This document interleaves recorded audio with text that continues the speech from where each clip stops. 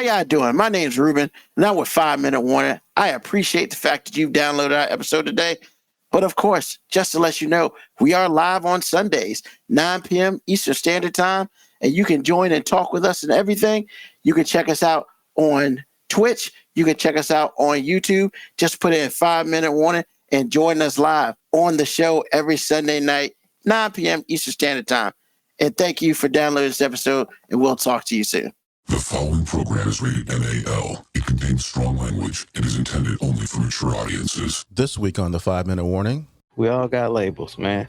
Like AG is the Republican loving, can't come to the cookout person. I am the resident sexist. You know what I'm saying? We all got a label. Whether it's true or not, we got a label. And that's your label, man.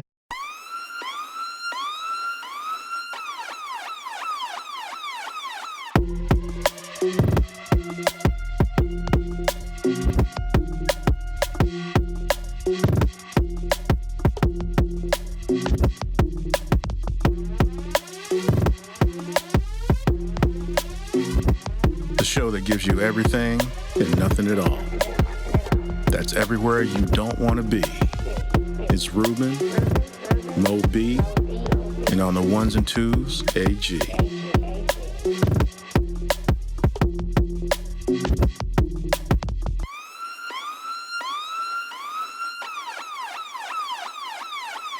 The 5 Minute Warning.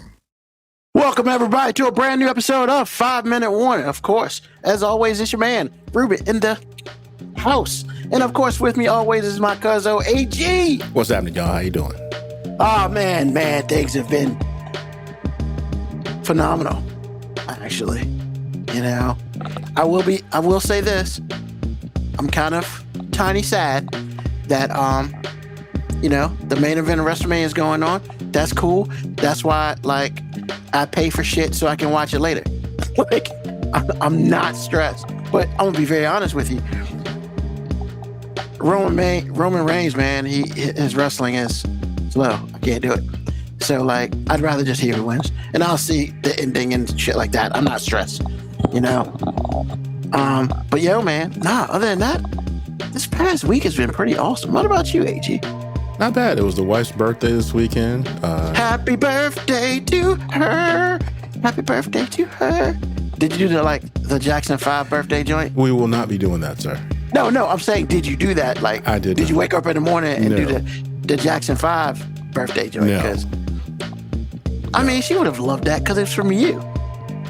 She would have tolerated it because it wouldn't have been very good. What's up, Mo? It would have been very good, sir.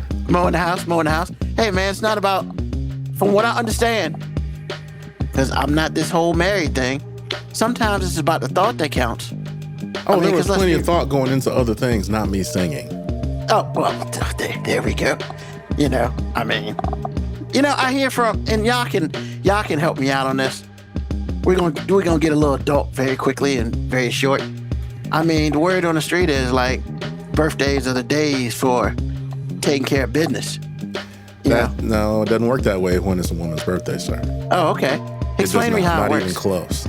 I mean, y'all, tell me how it works, gentlemen, because I don't know. Well, for men, we hope that we get the birthday things that every other man is not married thinks that we get. Okay. For women, it's a totally different thing. It's just the celebration, the presents, the showering, all that. Showering of love. Yes, presents, all the things. So the experience and the expectations are different. Okay. So doing the other stuff ain't that important. No, not unless you have that type of woman. But on average, it kind of feels like, I tell you what, something you can't understand. It's the same as how you treat your mom on Mother's Day. It's about the same thing. Mechanically, it's kind of the same thing. That's scary. How's it scary? Why is it scary? Yeah, why is it scary? I mean, I don't know. So I'm just. I mean, you said it for a reason. I'm curious now. No, I mean, it's yeah. I mean, I'm curious as to why you would think it's any different. And the only reason I'm asking that is because it's all right, even though you're not, Yeah. You still hear all the same tropes about like, hey, you know what doesn't happen when married? Sex. So now I'm wondering like why you would think on her birthday something that we consider a reward for us would somehow be given to us. Exactly. Like I'm just baffled at your thought process. Like, Because I guess I don't know what to think. So. Men are not allowed to give sex as a gift. Only women are allowed to say vagina is the gift. Okay. So Nikki has checked in. She's like, not on my birthday. That's more for anniversary. Now, I don't know if she's talking about the whole sex thing or. Yeah, she's gonna need to clarify because I'm not really sure either. But I mean talking about the I don't know what she's talking about either. Or she's talking about like you gave the thing about is how like you would treat your mom on Mother's Day, you know. Well, see, now, that's she might be like you treat like with her on the anniversary, but on her birthday they about to get down. I mean, but I don't know. I'm speaking for her. Ruben, I'm still at the part where I'm like, okay. when I said it's kind of like how you treat your mom on Mother's Day, and you had all this trepidation. I'm trying to figure out what's the problem. I think the situation. I think it's just. Yeah, Nikki just told you, sex isn't a birthday gift. Told you. I'm telling you, man, that the only time that's ever used as a gift is when directed at us. Exactly. Because women aren't going to try hard enough to really do it right necessarily, but they can always fall back on the coochie. That's just the truth. Now, every woman's not like that. Mine is not. I got to calm her down. However, you gotta for a lot of women, the effort's just not there, so they just give you some, and it feels like a gift because they ain't gave you none in about a month. So it's like, you know, it's a whole thing, man. It's a whole thing. Well, but I'm curious. Answer the initial question. So I think it was more or less the, it wasn't more the, what am I trying to say? I guess I didn't necessarily like the comparison. Oh, okay. I think it was more the comparison of, you know, you treat your wife's birthday as you treat your mom on Mother's Day. For me, I just didn't. I mean, it's pretty boring. Like, but if that's what it is, it's what it is. How is it boring? You keep leading me down this rabbit hole. How is it boring? No, I mean, like, on Mother's Day, I might give my mom some flowers or whatever, and that's Happy Mother's Day, and that's kind of it. Like, it's not like it's a big old right. But party what I'm saying is that's kind of mechanically that's kind of how it is, except it's much more intense. But you spend a lot of time, you know, pedestals are high, showering of gifts, all about you. Like the first thing I tell my wife all the time is like, hey, I'm glad, you know, I ain't got to go to jail because you just turned 18. Making her feel young, all the things. Because you know. And so I just think for me, and I maybe other people might be like, yeah, that makes sense. I just think the comparison was a little off, but that's okay. It's not that big of a deal. I understand now what y'all saying. Pretty much it's like, love me, love me, love me, love me. But you know, the sex thing is whatever. It's like a showering of love, but like we ain't banging unless your wife just does that. But then it's not a gift for her. Wait a minute, back up. It's like a showering of love when you're banging? What? No. Unless, like, it's like a showering of love, except the sex part. That's what I'm saying. Okay. Like, you know. So, I understand that. I just, the Mother's Day thing just threw me off. It's okay, though. All right. I'm not, you know, that guy set up. I mean, this has gone to a place where it didn't need to go. I'm sorry, Ruben. I'm sorry, sir. It's okay. It's all right, man. Ruben, yes. I'm just saying, I can quickly encapsulate it, man.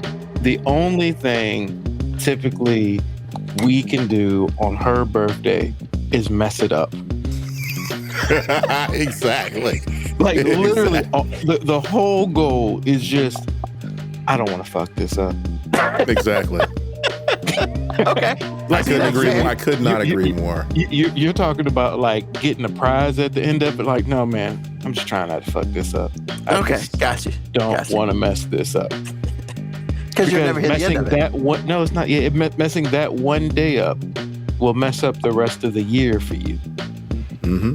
But see, he disagreed with me when I said about a Valentine's Day. But see, it's the same. It's the same thing. Man, there's certain days. Forgetting your anniversary is kind of the third. Okay. Her birthday and like what is the other one? Her birthday. Oh, and Mother's Day if she's a mom. If you mess those up, and again, you have to take notes. Like I know for a fact, there has to be a card involved. It took me about 3 or 4 years to understand that cards mean a lot to her. So cards have to be involved. I can do nothing else, but if I forget that card, bruh. So when it's all said and done, right? Like the birthday thing is pretty much like, hey, these are the list of things that you need to do so you don't fuck this day up. Like, so boom. Like, so if your wife likes cards, you're going to make sure you get her a card. All day. But if she doesn't like cards, you're going to make sure you ain't doing that No, shit. because I'm telling you, it's like, this is the one time I think women are accurate. It's like, they'll tell you what they like and what they don't Yeah, like. that's what I'm saying. Yeah, like, Yeah, I'm gonna disagree with you on that. What? I'm gonna disagree with you on the tell you what they want.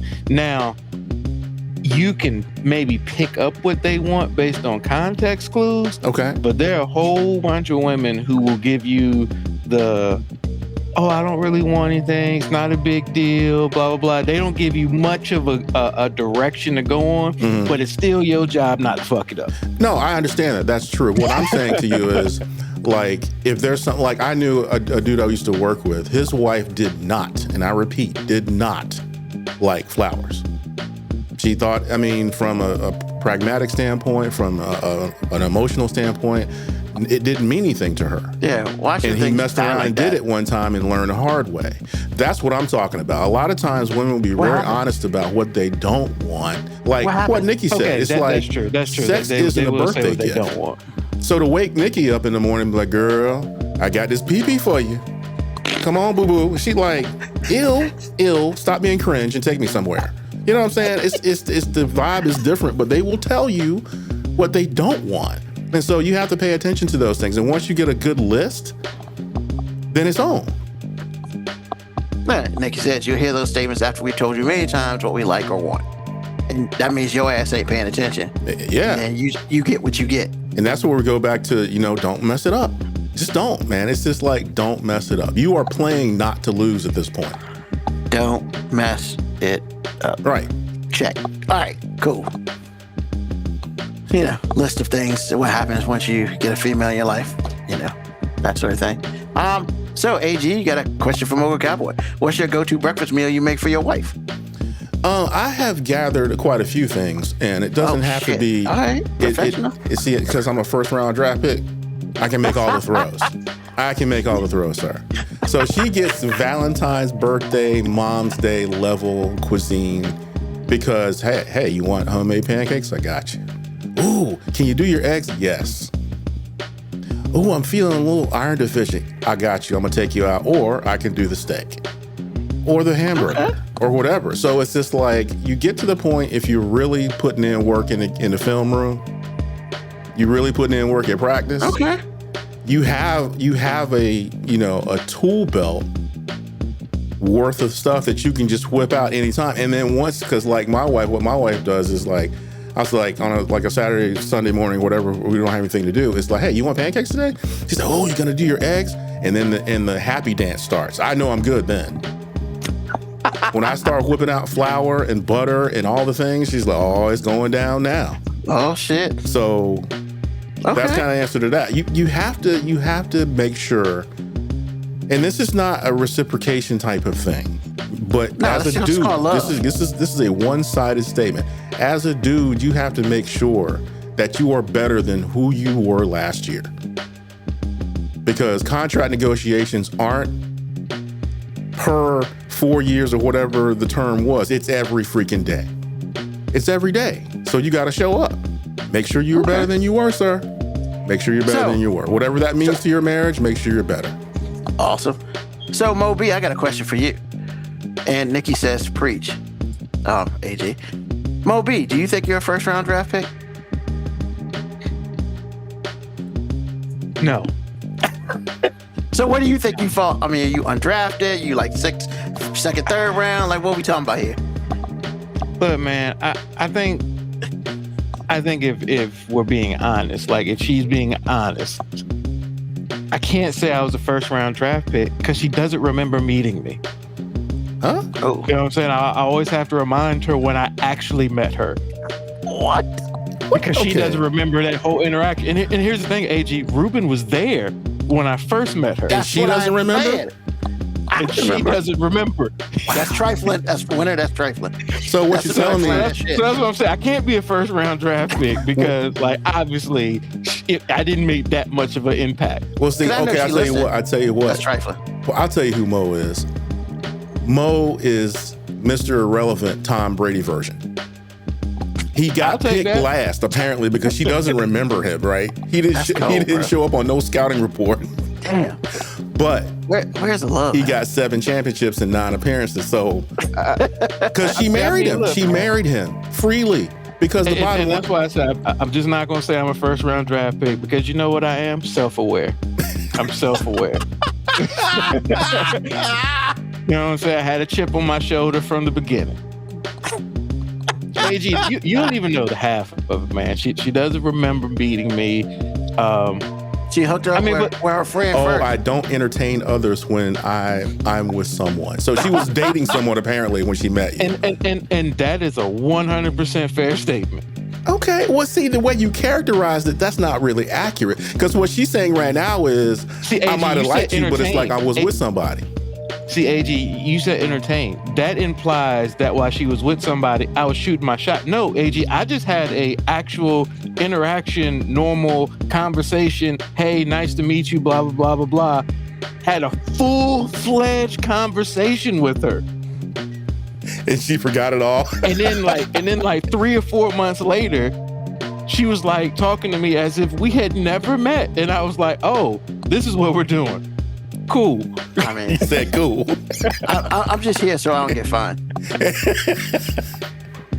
Look, man, only thing I'm saying is, because my scouting report said, can't do this, can't do that. I was basically the black quarterback in the 60s and 70s. Oh, damn.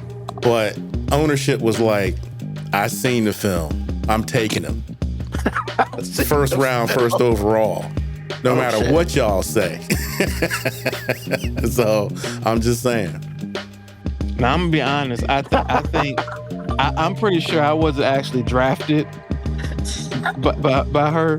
Like I think I hit the waiver wire. Wow, not even a free agent, just a waiver wire? Yeah, I think I hit the waiver wire. That's fair. That is a fair assessment. Yes. Thank you, Ruben. I hit the waiver Fair. wire.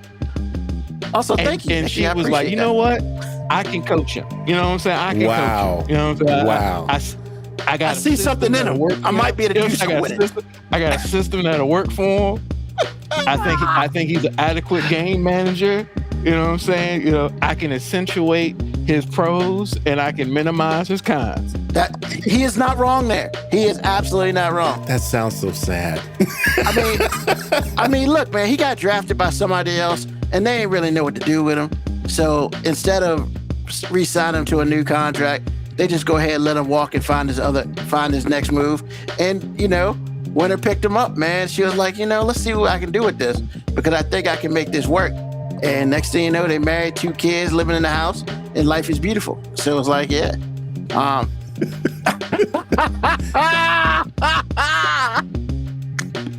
Moco Cowboy forgets nothing. I mean, hold up though. But do you I'm really gonna have to ask, work why on your do I have pull-out to- game why do when I you're have to married? work on it?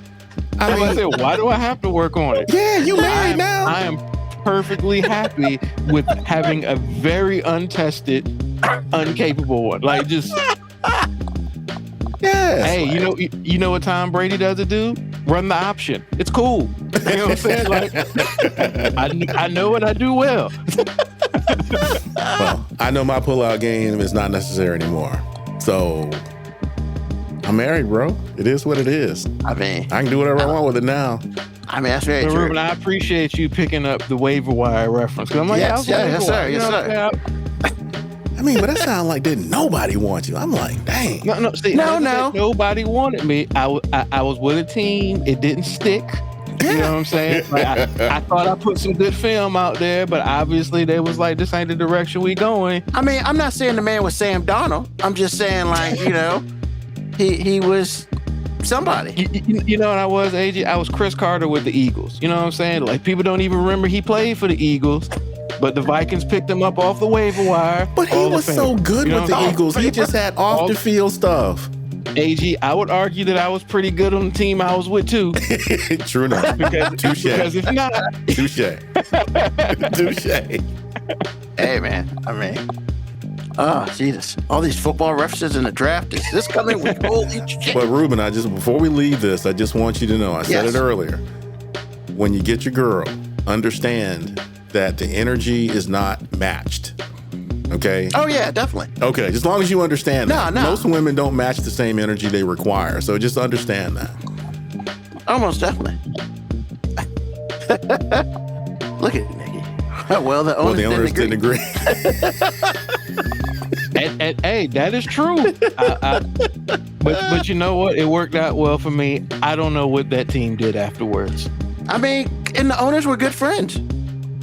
It just didn't work. It didn't work for one all the way, and the other one picked up, realized, hey man, you left the diamond in rough play. I got it, and that's what it was. You know. Next thing you know, shit. Think of it like this, AG. It would be as if I was on a team. That team didn't want me, but a coach that was on that team went to another team, was like, hey, no, I saw what he could do, and you just weren't using it right. So let me bring it over here. I agree. I do agree with all that. That's for sure. Because I was on a few teams myself. I got cut Willie Beeman at the end on any given Sunday. That's what I was. You know what I'm saying? I hear you. I was Willie Beeman on the end of it. He was like, hey, I'm going to another. And you know what? Just so I make a good decision, I'm going to take the quarterback with me. Yeah, you know. I mean, him and his invisible juice. Yeah. I'm on a few practice squads. Yeah. I was. I'm still in the UFL. It's okay. Wow. So. I mean, you still got your cleats on, man. You know what I'm saying? Hey, man, bro. I mean, gotta have the cleats on. Hey, before we leave the whole football, before we leave all the football references, Ruben, I don't know if you know this or not, but the Commanders have made an amendment to their logo. And I thought it was the most offensive thing ever. I was like, I thought we were going away from this. So, this is... What in the world, man? Give my opinion on it. Because I talked to Moby about it briefly. And honestly, man, here's the thing. Like, I don't really have an issue with it. To me, yeah, it could be seen as a shot. I think, honestly, it's like, look, motherfuckers, you ain't getting the other name back. Here's a spear. You got the fuck up, and this is it.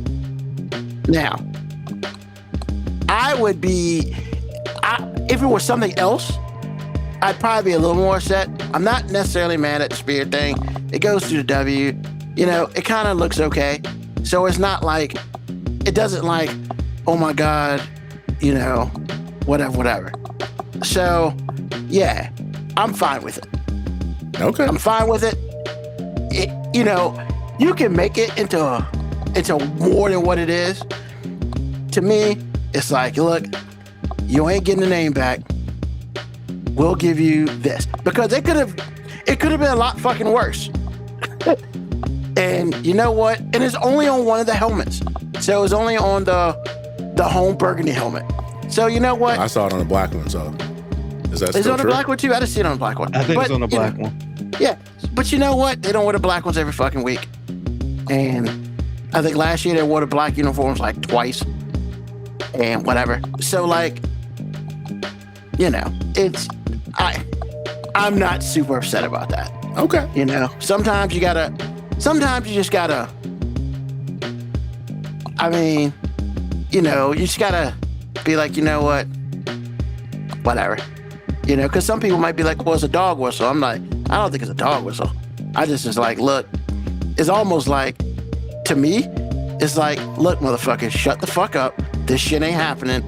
Here's a fucking spear. We're gonna put it through the W. It's not touching people, none of that shit, and that's it. Like, we ain't got spears all in our uniform and all this other stuff. It's in the W. It doesn't even look like, it doesn't have feathers at the end of it. None of that bullshit.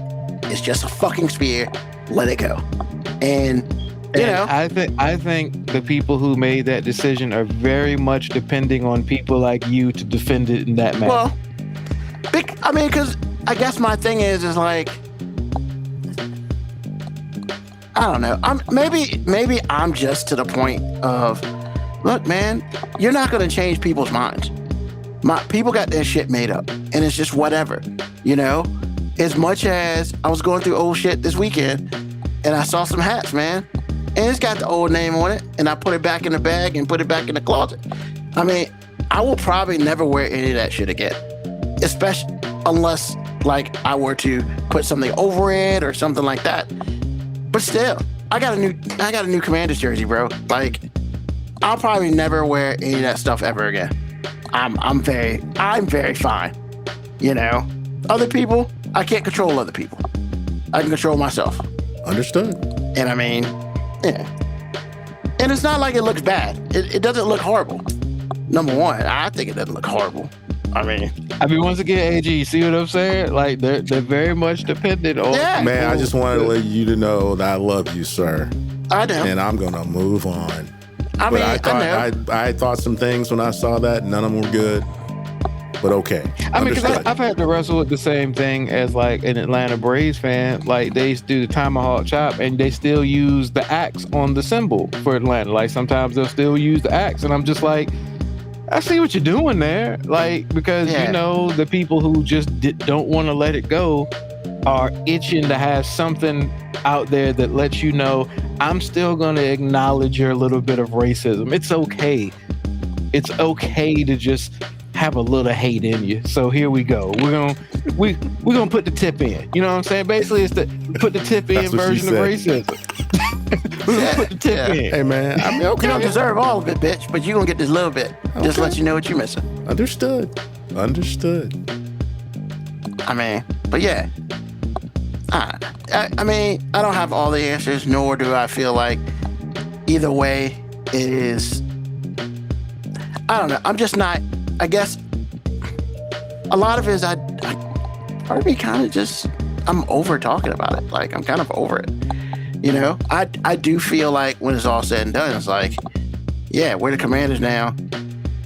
Let's just move on. But I understand there are a whole fucking bunch of people up there who can't. So, man. My uniform, my jersey doesn't have that. I got the jersey from last year, and I'm fucking very happy with my jersey. So, you know, even though the black uniforms do look dope. Fuckers do look dope, man. Black uniforms as a whole look dope. I mean, so, like, yeah. Like KB Echo, like, I get it. Like, God's Spirit is buried the old stuff. It's all tired. I 100% agree. But, I mean, when it's all said and done, it's like,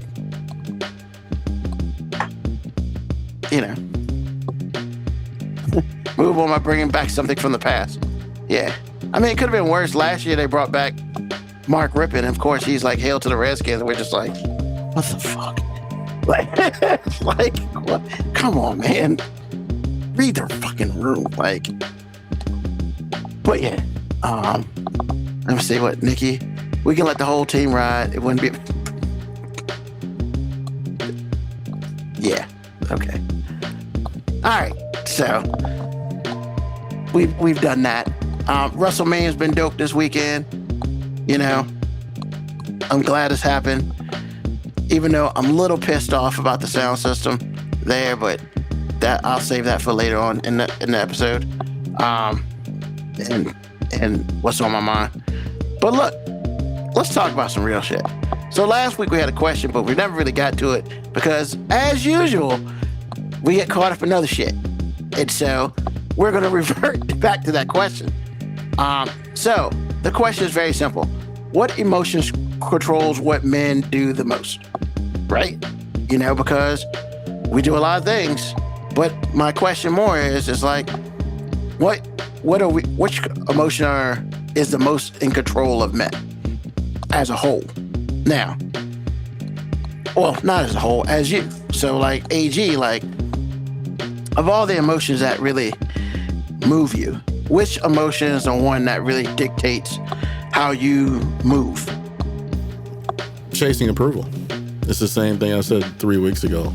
We were talking about something else, but it's the same thing for me. It's just like when I look at myself, when I look at men interact with their women, and that includes moms, like every woman at every stage in your life, we're always looking for that approval from them.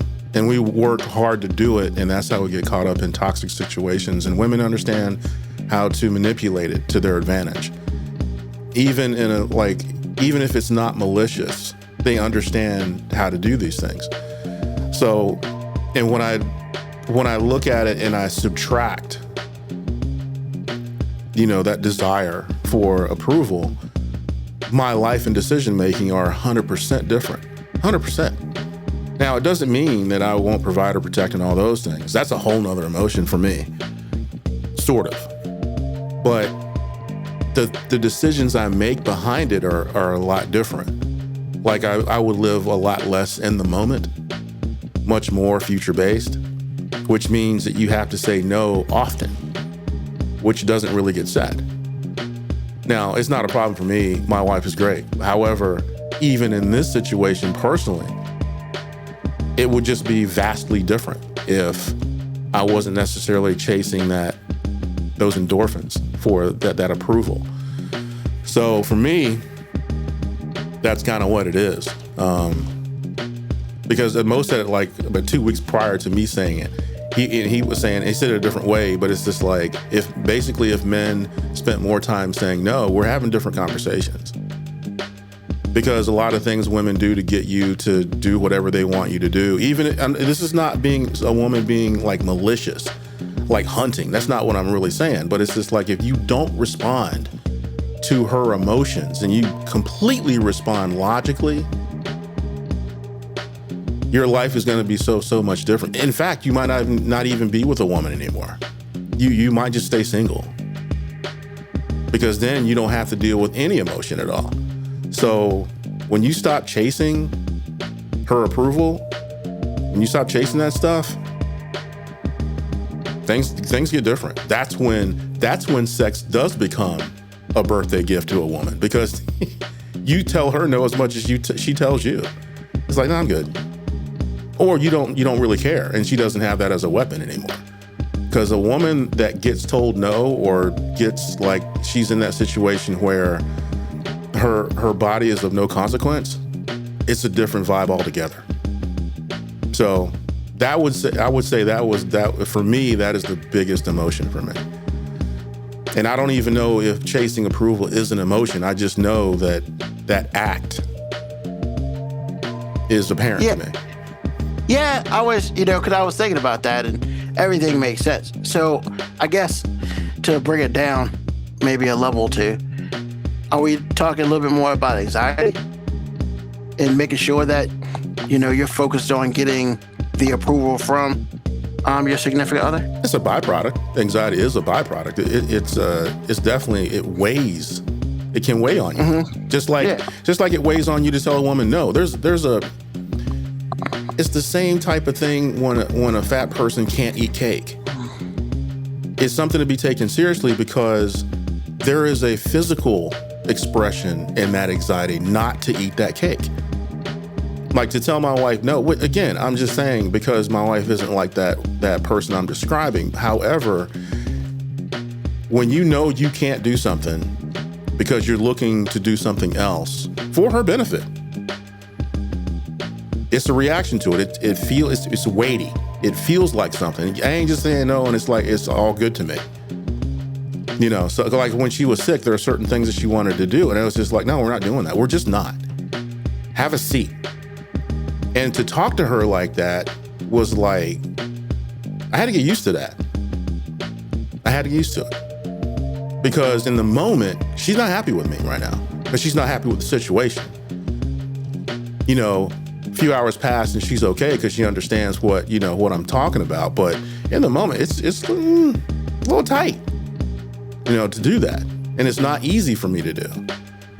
If it was easy for me to do, it's like, whatever. You'll be all right, deuces, whatever. But being that, men have emotions too, it's a deliberate act. You have to be prepared and you have to understand what's going to happen and all the things. So anxiety is a byproduct of what I'm saying. Okay. All right. Moby? When I initially saw this question, my first response was, no emotion should control a man, because and that's not even like in the stereotypical male should always be logical thing. It's just I've kind of been programmed in my upbringing and everything to think that any male who, first of all, any male who expresses emotions is almost a superhero, because it's like, for a long time, I didn't even know that was allowed. And then second of all, then I started to look down on somebody who makes decisions or does anything based on emotion. But when I dove deeper into it, I was like, what I think really drives, and this doesn't drive assholes. So this doesn't drive like the men that I guess nobody would really want to be bothered with. But I think the single thing that drives most good men is guilt. I think guilt is almost the most motivating factor that any solid to decent man dictates most of their actions based on guilt. And you can look at that however you want. I'm not saying that it means that somebody is maliciously trying to make you feel guilty as a manipulation tactic. It's like, no, it's just, as a guy, we aren't generally given excuses for failure, not accomplishing something. All of those things are guilt. Like, if you're broke, if you're in an impoverished situation, you're guilty because you did that. You're the guy, you're supposed to make sure that nothing like this happens. If somebody in your life is going through something and they need help and you can't do it, guilt. Guilt will make you figure out and manipulate things that you don't even really have a reason to do, just to make somebody else, appease somebody else, because you feel guilty because that is an assignment that you have placed on yourself, whether it's an actual assignment you should be taking on or not. But I think there's almost no greater motivating factor that good to decent men have than guilt. Okay. Cool.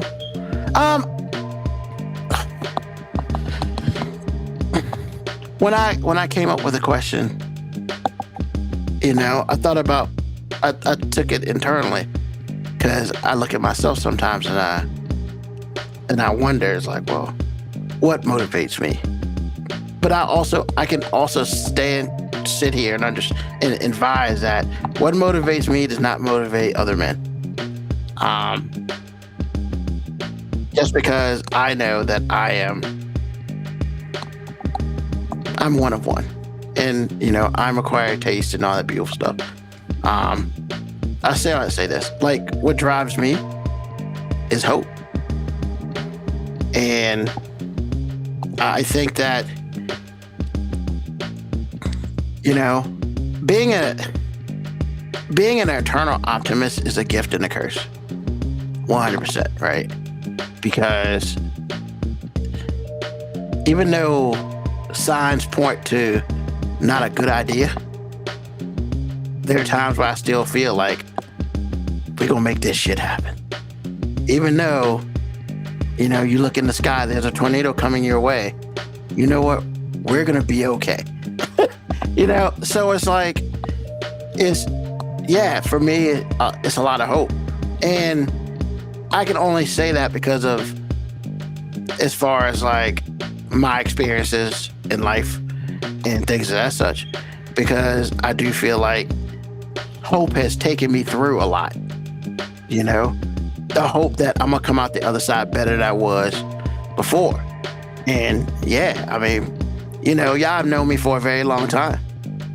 And, you know, we've even said on the show, you know, Ruben, your positivity baffles me. And I mean, you know, sometimes it baffles me too, but what's the alternative, right? I could be, if I'm not hopeful, then I'm a sad, blubbering mess. And, you know, that's not good for anything, anybody, or whatever. What? I don't know why this is just hilarious to me. Like, What? You're hopeful, hating ass. How are you hopeful and a hater at the same time? I just thought about how great of a juxtaposition that is. Like, you are because it's true. Like anything, but the thing is, it's anything about you is hopeful.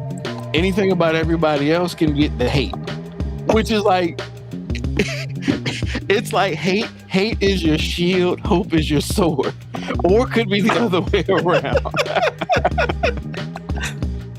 Look, man, I've said numerous times that I am an acquired taste, and that's on purpose. But this wasn't even being critical. I just thought how you're saying how hopeful and positive you are, and I'm just thinking, at the same time, we've also had whole episodes where we're basically just talking about how amazing it is that you can hate the most positive things. You know what? I love hope and positive thinking. Fuck your puppies.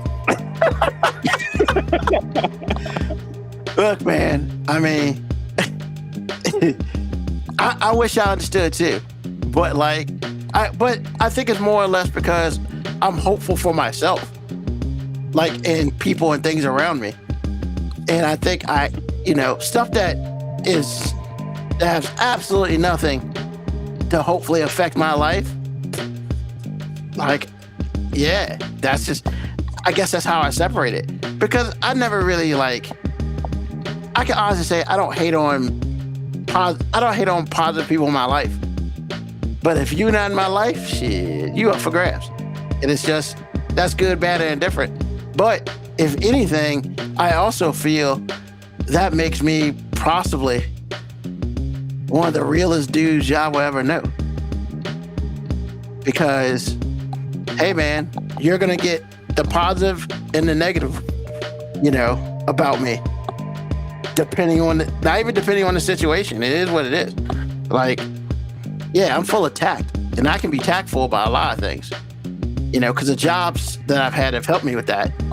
But man, just because sometimes out of my mouth I come out tactful, what's in here, buddy?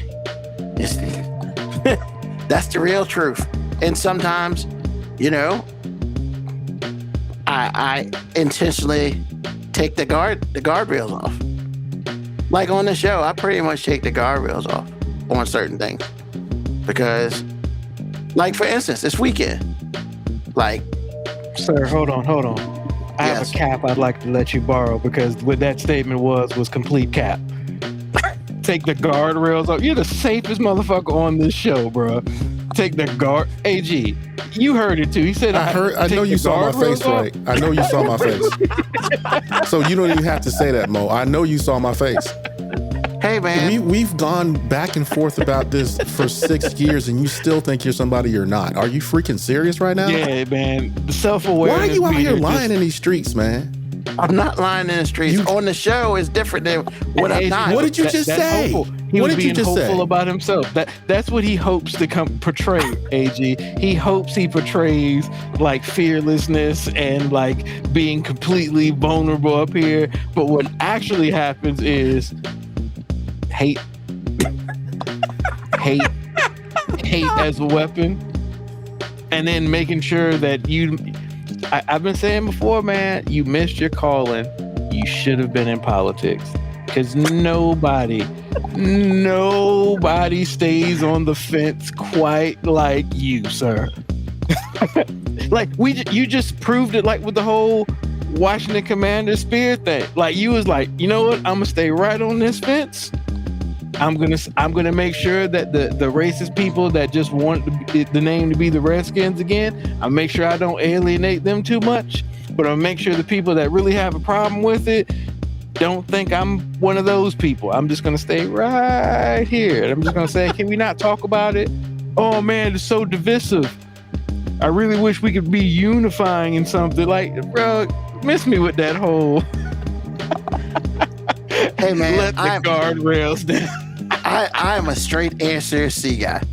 I've always been that. The answer's always been C for me, because I just, there's some things. That's not what you said. You said I let the guardrails down up here, and I'm trying to figure out what guardrails have you done up here. I thought he had a whole nother show he didn't tell us about. Yeah, I'm about to say, boy, you got another show? Wrong. You do a secret podcast?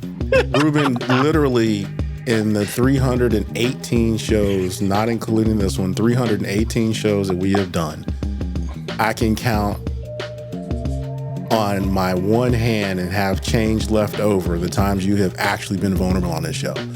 No, don't think about it.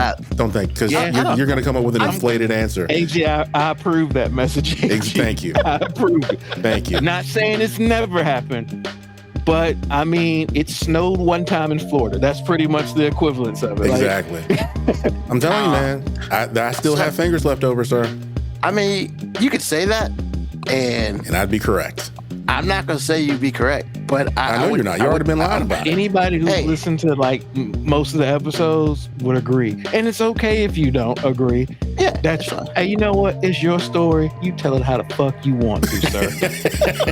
who are we to get in the way of your story with truth and logic? Truth and logic. Hilarious. I mean, nah, I've been very real as far as about things that, that's on my mind. Never said you weren't real. We just said you didn't let the guardrails down. Because that's a real characteristic of yours. I don't know, man. There's some guardrails I have let down. And we didn't say you never did. Okay. Just make sure. I mean, Morris Chestnut always comes into play. Fuck that guy. That's not letting the guardrails down for you, sir. I've never wavered. That's not vulnerable. That's hate. You're very consistent with hate. Yes. Nobody argued the hate thing. We didn't even argue the hopeful thing. We simply said the whole guardrails thing down. See, like Nikki says, that's not what's actually happened. And Nikki says C is the safest option, and she's not wrong there. And sometimes, and you know what? With that logic, yes, you are C all the time.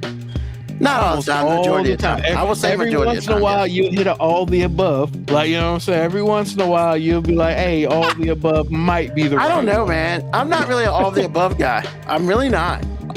I'm really like, A, B. You know what? We still got C out there. And I'll make up a C for me. I mean. So you out here answering C on true and false questions. That's you right there, sir. That's me. Thank you for saying that, sir. Thank you for saying that. I appreciate that so much. I do. Because you helped me not waste words. Thank you. But I mean, I think we've known that. We have known that. That's why we're here. We have known that. Obviously, you don't, based on your previous You realize statement. you have said what you've just said more than you have actually been vulnerable. You constantly say a lot of things about your role in this show that are untrue. Then you've actually been vulnerable. I told you there was like 3 situations I can think off the top of my head that you like uncorked who you actually are at a deeper level. And so I'm like, to hear you say this constantly, because it's a pattern. It's like, good gravy. Are you serious? But I've talked a lot about my personal life and have been very, very open multiple times. I mean, am I wrong there? You're right, sir. No, I'm being serious. No, because like, I'm not doing this, man. It's like if this is what you think, then okay. But it's okay. And you're right. Yeah, I think Ruben, you're mistaken. Like, being honest about certain events in your life is the same thing as being like vulnerable about them, and they're not. Okay. They're not the same thing. And the thing is, it might feel like that to you, which is why we're like, no, man, you still play it pretty safe. But I get it. Like, if you play it safe all the time, you know, running that yellow light might feel dangerous to you. You know what I'm saying? Like, That's funny. It was. I can't tell you how funny that. Oh my goodness, that was hilarious. Now every time I look at a traffic light, I'm gonna start laughing. I ran some yellow lights today, man. Felt pretty accomplished. But hey, but for me, it's hopeful. I'm very hopeful about me, about stuff in my life and stuff in life that you're a really hopeful person anyway. It is just an interesting juxtaposition that you're also the greatest hater I've ever met in my life too. It's just, that's actually amazing that you can pull both off. Oh wow, thanks, Nikki. I think she's coming for you, sir. I see that. Holy cow! Fine. I mean, I think everybody sees it but you. I mean, you know, that is a very awesome comment right there. It really is. You know? It really is. Holy cow! You know, and the cool thing about that shows that, you know, people be paying attention when they listen to the show. So that's awesome. No issue there. But yeah, so that's my thing on that. Anybody else got any extra comments on this question? Well, actually, honestly, I wasn't really clear on how hopeful drives you. I don't know if you explained it or not. Yeah. So like with respect, so say you got your girl or whatever it is, how does hopeful drive you to be better? And when I say better, I mean fundamentally improve who you are as a person, because there's no way in the world that you can go through a relationship and go through a relationship and have it succeed if you're the same person that you were. So how does hope drive you to improve as a person? Because a lot of things that you put out on the show is about, I ain't chased up with Jack, she gonna be okay. How do you change that? How does hope drive you to change that? So AJ, I think hope is like he's hoping that somebody will come into his life that doesn't ask him to change anything. Oh, to be fair, let him answer, but that was funny. I mean, as far as the question goes, the question is not about the relationship part. You know, the question is about what emotion controls people the most. But to answer your question, I mean, like, okay, well, how does hope drive you to be whatever you think the question was about? How does hope play into it? Is what I'm asking. Well, I mean, I'm very hopeful about things working out. You know, me doing something correctly. You know, not making too many mistakes, because you know I don't think I'm necessarily a perfect person by any means.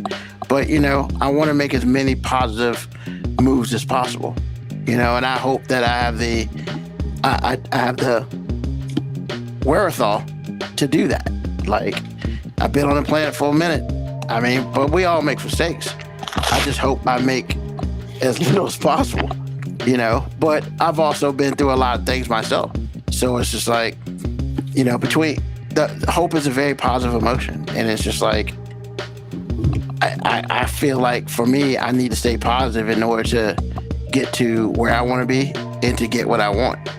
So like, as far as, you know, I would love to be in a relationship with a young lady, you know, one day.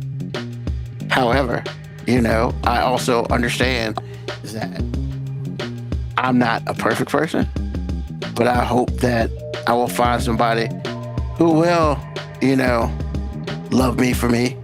Now, as far as the whole not changing thing, I mean, yeah, there are certain things in life that I don't feel like anybody should necessarily change for somebody, but I hope that I would find somebody that will at least make me want to be better.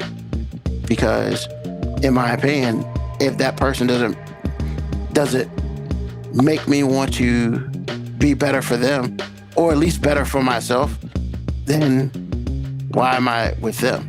Like, I don't necessarily want to, what's the terminology I want to use? I love growth, and I've done a lot of growing since I turned 30. Like, even though, late bloomer, yeah, I'll take that.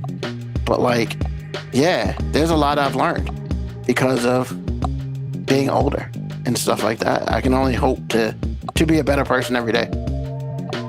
But, as far as a relationship goes, my biggest thing is I don't have a problem in being better for myself, which will make me better for someone else, like on a personal level. Now, yes, do I have my, what are they called? My no checks? Yes. Your deal breakers? My deal breakers. Yeah, I got deal breakers all day. And I've spoken on many of them here. And, and sometimes I get challenged on my deal breakers. But, in the grand scheme of things, if she's worth it, then that will determine how big of a deal breaker it is. But yeah, like the dog thing. Bro, that's a big one. Like, cause I hate dogs for me. I don't hate dogs for other people. However, I'm not a dog person. I'm not. But if that's the problem, right? Because like you said numerous times before, AG, well, what if she's smoking hot and she's everything you want, but she has a dog? Then she's not everything I want because she has a dog. Fair enough. Fair enough. Yeah, if that's, and sometimes if that's the bridge I'm going to stand on, then it is. Like, it sucks for somebody. I mean, and that could be me.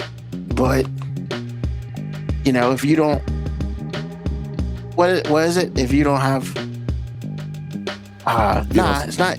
What if you don't stand for something? Yeah. Okay. And I mean, yeah, that may be little on the total fold for some people, but for me, everything matters, especially at this point of my life. Everything does matter because I feel like every moment is super important, and I want to spend my life with the person I want to spend my life with and enjoy that time. I don't want to have to necessarily deal with things I don't want to deal with, and hopefully one day I'll find somebody who feels similar to that. And if I do, great. If I don't, there are a whole bunch of people out here who are not married. There are a whole bunch of single people out here for other reasons. If I fall in that category for my life, then I fall for that category of my life. That's, for me, that's kind of how I feel. Nikki, man, she's just spitting it out today. Sometimes relationships are like houses. You won't always find your dream home, but you will find one that meets the base requirements that you can build into your dream. That's very true, right? And I dream not to live with a dog. And I know that sounds super petty and super small, but yeah, there's a lot of things I want to do that, to me, will require a dog, like, not to be able, like, I want to travel, man. When I get older, I want to travel, like, and stuff like that. I want to be able to just pick up and go.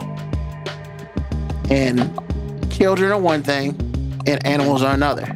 Like, it's hard to pick them and go when you have either. Yes, Moby.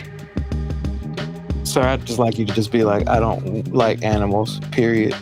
Don't do the whole, because I want to be able to go, because they got doggy daycare. There's so many other ways to get around that. If that was the real but that's what reason. I'm saying, right? No, but that's what I'm saying. Is like, hey, man, I'm just saying, man, you spend too much time defending your thing, man. Like, you keep saying and trying to I know it might seem petty, it might seem small. No, man, it seems like you don't like animals, and that's okay. Then boom, hard stop. You don't need to say nothing else, man. Ain't nobody trying to make you feel bad about that. It's a funny joke. Absolutely. It's a funny joke. It's a funny joke to be like, if the hottest chick had a dog beside her, you'd be like, you know what? Fuck that chick. It's funny. but it's funny and sad at the same time. Actually, well, why is it sad? Why is it sad? I mean, if that's what you want, why is that sad? It looks like it's a prudent decision. Well, yeah. I mean, I would hope I'm never put in that position. I mean, but I'm trying to say, why do you feel? Why do you want to label it like it's sad? Well, I mean, because when it's all said and done, like, you can make decisions that could 100% help you, right? But yeah, it's just a thing. And, you know, I don't know, because you always feel like you're missing out on something. At least I do, because I miss out on a lot, you know? So it's like, oh, Ruben, if you weren't this, you know, yada, yada, yada. And, you know, and that's kind of an issue for especially single people like myself. Like, it's, you know, why don't you lower your bar a little bit just to possibly be happy? But I also feel like I shouldn't, you know, but I could miss out on something great because I chose not to lower my bar. And honestly, some people lower their bar and that's fine with them. I'm just not, I don't think I can be one of them because that's I've not worked. Lowering your bar. Like something that you hardline don't like, that's not a lowering of your bar. Well, no, you're right. But that's what people say, right? That's what people say when they want to judge you because you're not doing something that they think is easy, simple, or appropriate for them. Like, you know, so I'm that's just saying, what this is what I mean when I say guardrails and playing it safe. It's like you're trying to say something and then protect it from judgment. That means you're not putting your guardrails down. Like, I'm just saying, man, it's okay to just be like, man, fuck them dogs. You know what I'm saying? I don't want a dog in my life. I don't want no dog, no cat, no rabbit, no turtle. If you got anything that you call a pet, I ain't with it. correct. And boom, and just drop the mic on that shit, Ruben. And I understand that. However, I'm also still human and I don't like being judged. And that's what we mean by the guardrail statement. You know what I mean? Look, when it's all said and done, man, it's like we all have feelings and stuff like that. I'm not an asshole because of how I feel, but other people can treat you like one because of how you feel. And sometimes I just rather not be involved. And that's why the answer is C sometimes for me. Hey, you understand what I'm saying, though, right? Yeah, but ironically enough, this is the vulnerability that I love that you do right now. This is like the fourth time now because you've actually more than 4 times, man. Okay, if that's what you're thinking, great. But in my world, which if we're playing by your rules, I get to say this 4 times. So, ironically enough, this is the vulnerability that you lack on this show, not in real life, but on this show. So, I think all of this is funny. But no, that's what Mo's saying is the reason I ask you, why are you labeling it as sad? It's like, that is your hard line. It's not sad. It is what it is. It is what it is. Because there are certain things that I had in mind that I was gonna, you know, and it's like, whatever. I mean, if people judge you behind, you don't like, I mean, it's funny, man. What the way you express it is hilarious. However, if you feel that way, you feel that way. So, whatever. Don't say it's sad. I mean, if she's a smoke show and she's got a dog, she's not a smoke show. Not to you. Because there's a dog lover out there that's going to say, whoa, that's my girl. And you didn't lose out on anything, but he gained something. Yeah. Two things can be true at the same time. Yeah, I mean, you know, I don't know. I don't, you know, it's so ironic. Those who judge don't like to be judged. And so. Well, that's always true. I'm about to say, that's not ironic at all. That's just true. Yeah. You know, that's kind of a weakness that I got. Kind of a weakness. I love that. I mean, he still can't do it, AG. I know. Like, I know. He can't let it go, man. hey, man, sometimes, man, like you can go to the cliff. That whole jumping shit ain't happening. You got wings. What's the difference, man? Sometimes, you may have wings, sir. Everybody's got wings. They just don't jump. That's why I don't jump. I look over, I'm good, and walk away. Like, that's just what it is. You know, call it what you want to call it. But like, yeah, you know, because I don't have to jump. And as long as I don't have to jump, I probably won't. I mean, now, sometimes you have to jump and it is what it is. I love Mo's look right now. He's like, Lord I know, Jesus. right? It's Can okay. this be you over? just keep extending it because it's like you're trying to talk your way out of a judgment that's not happening. But see, that's the thing, right? Like, And you're still doing it. no, but I guess my thing is like, I feel like y'all don't understand how I feel. So like, even though technically I'm sitting here and yes, you're saying you're not judging me, that's not necessarily how I feel. I may feel that I'm being judged consistently. And so... And I can understand how you would feel that way. Absolutely understand. Same. Yeah. But I mean, that's the thing, right? Like, it almost really doesn't matter what I say. I'm still going to feel judged. So I choose to handle it in a way that usually gets me in more trouble. Because you're right. Sometimes I should just shut the fuck up and move on. Like, but I don't, because it's hard. That's hard, you know? And I'm not really, and my thing is, I'm not trying to do whatever, but it's just hard. Sometimes it's just hard to shut the fuck up. And I know that's a weakness of mine. And now for a commercial break.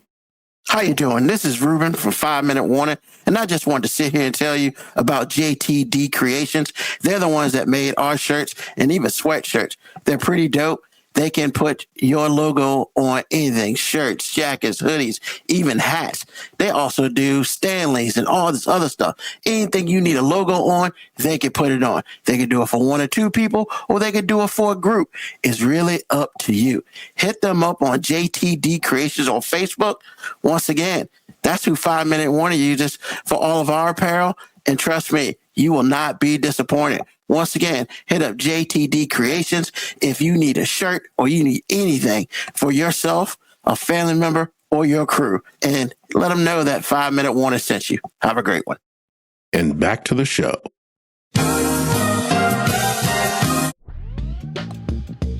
Well, I'm not going to say that it's hard for you to shut the fuck up. I'm not even going to say it's a weakness.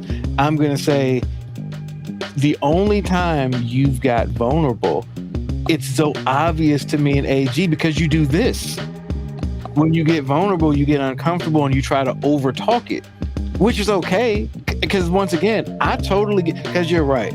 Everybody has something that they don't like people to judge them on. Once again, I'll go back to what I said. The motivating feeling is guilt.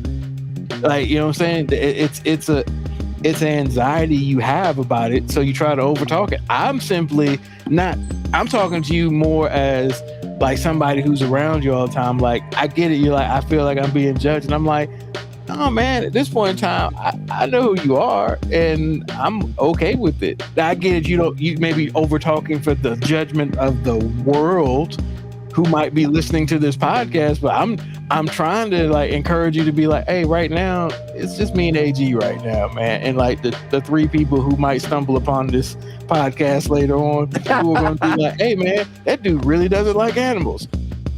And I promise you, that's kind of all they're going to say. Man, that dude really fucking hates animals. Well, I mean, yeah. I mean, you'll definitely get... I hate a lot of things that if you listen to the show, you run into it, you'll find out. But like, you know, like goes back to AG when he says, you know, you only been vulnerable like 4 times. I overtalk a lot on this show.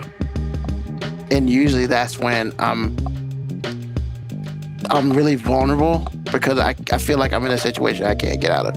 And so the only thing I know is to almost overdo it. Like, I know it sounds crazy, but yeah.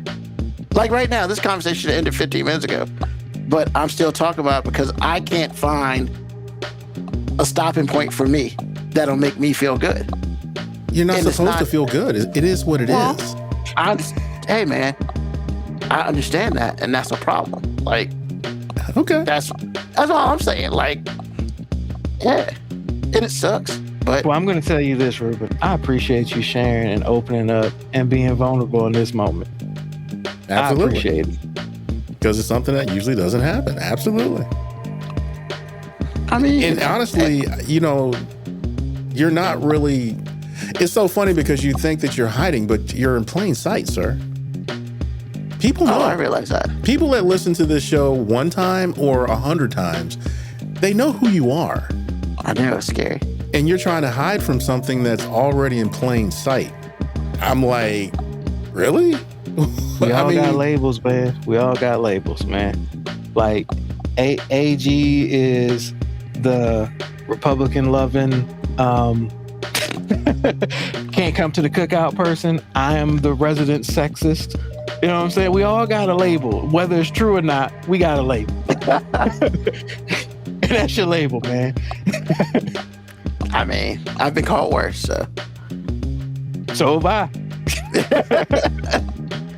Nah, you know, it's interesting, right? Because we've done 300 some episodes, and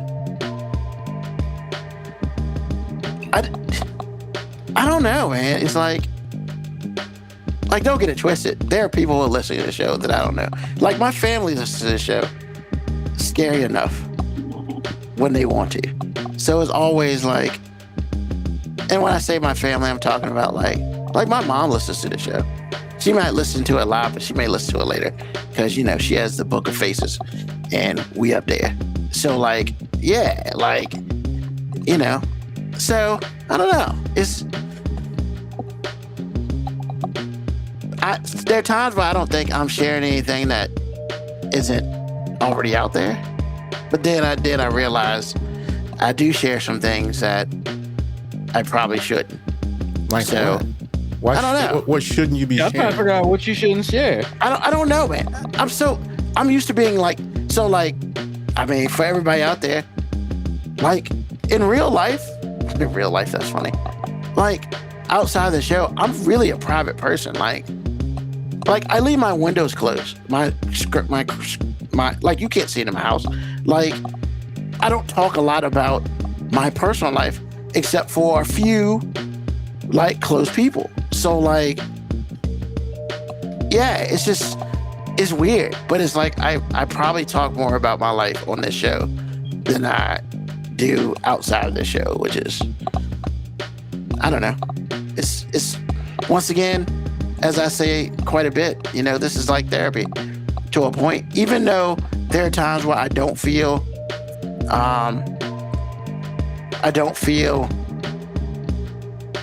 like I should.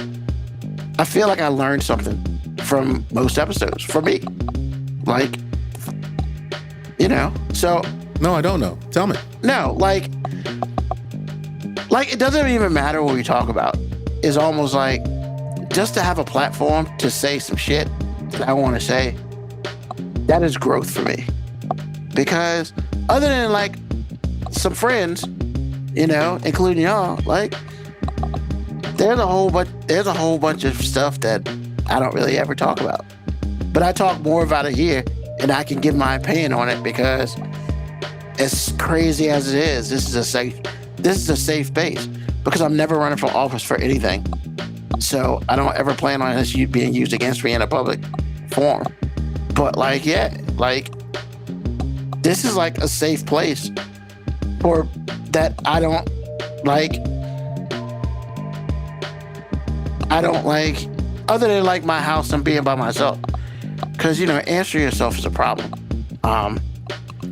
Whereas, you know, I can say some things like, yeah, man, I hate shitty drivers. Like, you have no idea how much I hate shitty drivers. But every time I'm on the show, I talk about horrible drivers more than I talk about anything else on this damn show. And it's an outlet. And I feel like everybody needs some sort of outlet. And this is it for me. Like, I'm happy, you know? Like, everybody knows that I hate dogs. Everybody knows that I wish I could eat Peeps, but I can't. And I'm just determined that everybody would know about the Peeps thing because I can't eat it. So it's almost like a small punishment to me. But, you know, I would love everybody else to enjoy it, you know? And that's why I talk about it every Easter. Go buy some damn Peeps because I wish I could. You know? You know, there have been times I've talked about past relationships, and I protect the names to, I don't say the names to protect the innocent, and that's fair. And it's just stuff like that. So like, yeah, I mean, I may never meet Nikki, like, ever. I mean, some of these people who talk to us, I may never meet. But you know what? The fact that they spend the time to type in what they want to type in, and, they listen and laugh, and, they give up their time to listen, I appreciate that. Because, for God's sakes, there's a whole bunch of other shit that they could be paying attention to. And, what's it called? Not Facebook, but shit. I can't even think of the name of it right now. What, Instagram? Like Instagram, and there's a lot of dumb shit up there, as y'all probably saw this weekend. Like, I feel like I feel so bad for them, because when I get into a TikTok thing, our forum that we talk on, it's never like 1 or 2. It's like 6 to 10. And Moby is like, this shit ain't funny. You have terrible group chat etiquette. You're not supposed to bomb with 16 different videos, man. You got to space them out a little bit, man. I can't. Because once I see like 3 or 4 videos unseen, I'm just like, nope, I'm not trying to catch up. I'm out. I treat it just like I treat streaming shows, man. Like, I miss a season, I'd be like, I'm out. I can't catch up. I'm good. I'm a quitter. You know what I'm saying? You're a quitter. I'm a quitter. Because I was about to say, hey, man, just one episode at a time, baby. You got it.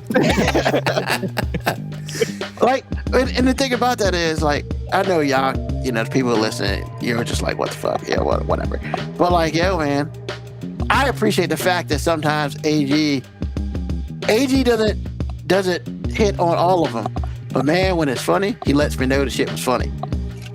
And I appreciate it. And Moby just doesn't have TikTok. So like, maybe he finds it on Instagram, or he just goes, I don't know how he sees it. And that's so funny that you say that, because when I send you stuff, you never respond. Never. Not ever. So I respond because it's weird, right? I go on I'm laying in bed, it ain't shit to do, and I just find one thing on TikTok and it's over. I do the same with y'all stuff. Like, I just look at y'all stuff. Some of the stuff I've seen before, some of the stuff is funny. But yeah, I'm a horrible, like, exchanger. Like, I'm terrible at it. Putting smiley faces, I suck at it. I'm the worst. But, if it's super funny, I definitely let you know. Yeah, man, I need to get your emoji game up. Yeah, my emoji game is trash. My emoji game is like Moby's pull-out game, apparently. Trash. I mean, but they lay it out for you. Just, If you don't acknowledge my video with an emoji, how can I ever feel important in life? Hey, man, if you don't have a picture and he's not wrong, man. He's not wrong. Smiley face, okay? Like, we're gonna move to our next section in a second. But I need to say this, because I need to say this right now. Fuck everybody with the sea lion thing. The shit was funny when it was a small dude, and he had some issues. He had some physical issues, and he did it. It was fucked up, but it was funny. Okay. Now we got like real people doing that shit, and groups and teams doing that shit. It's not funny anymore. It's just. AJ, I just need to know: was any of those sea lion clips funny to you? Okay. Okay, good. I'm cool with being an asshole that's just like, yeah, I ain't find none of this shit funny. Like, he told me that too. He was like, this shit ain't funny. This shit ain't funny, man. Like, do better. You know what I'm saying? I really wanted this shit to do better, but I was like, nah, man. See that judgment? I ain't want to go through the judgment. I was just like, nah, man, I'm not my. The first one was hilarious. Now that real people, now other people are starting to do it, it's not as funny. It's almost like annoying, actually. So I just skip past them now. I'm like, I'm done. I'm done with it. It was fun with that one dude.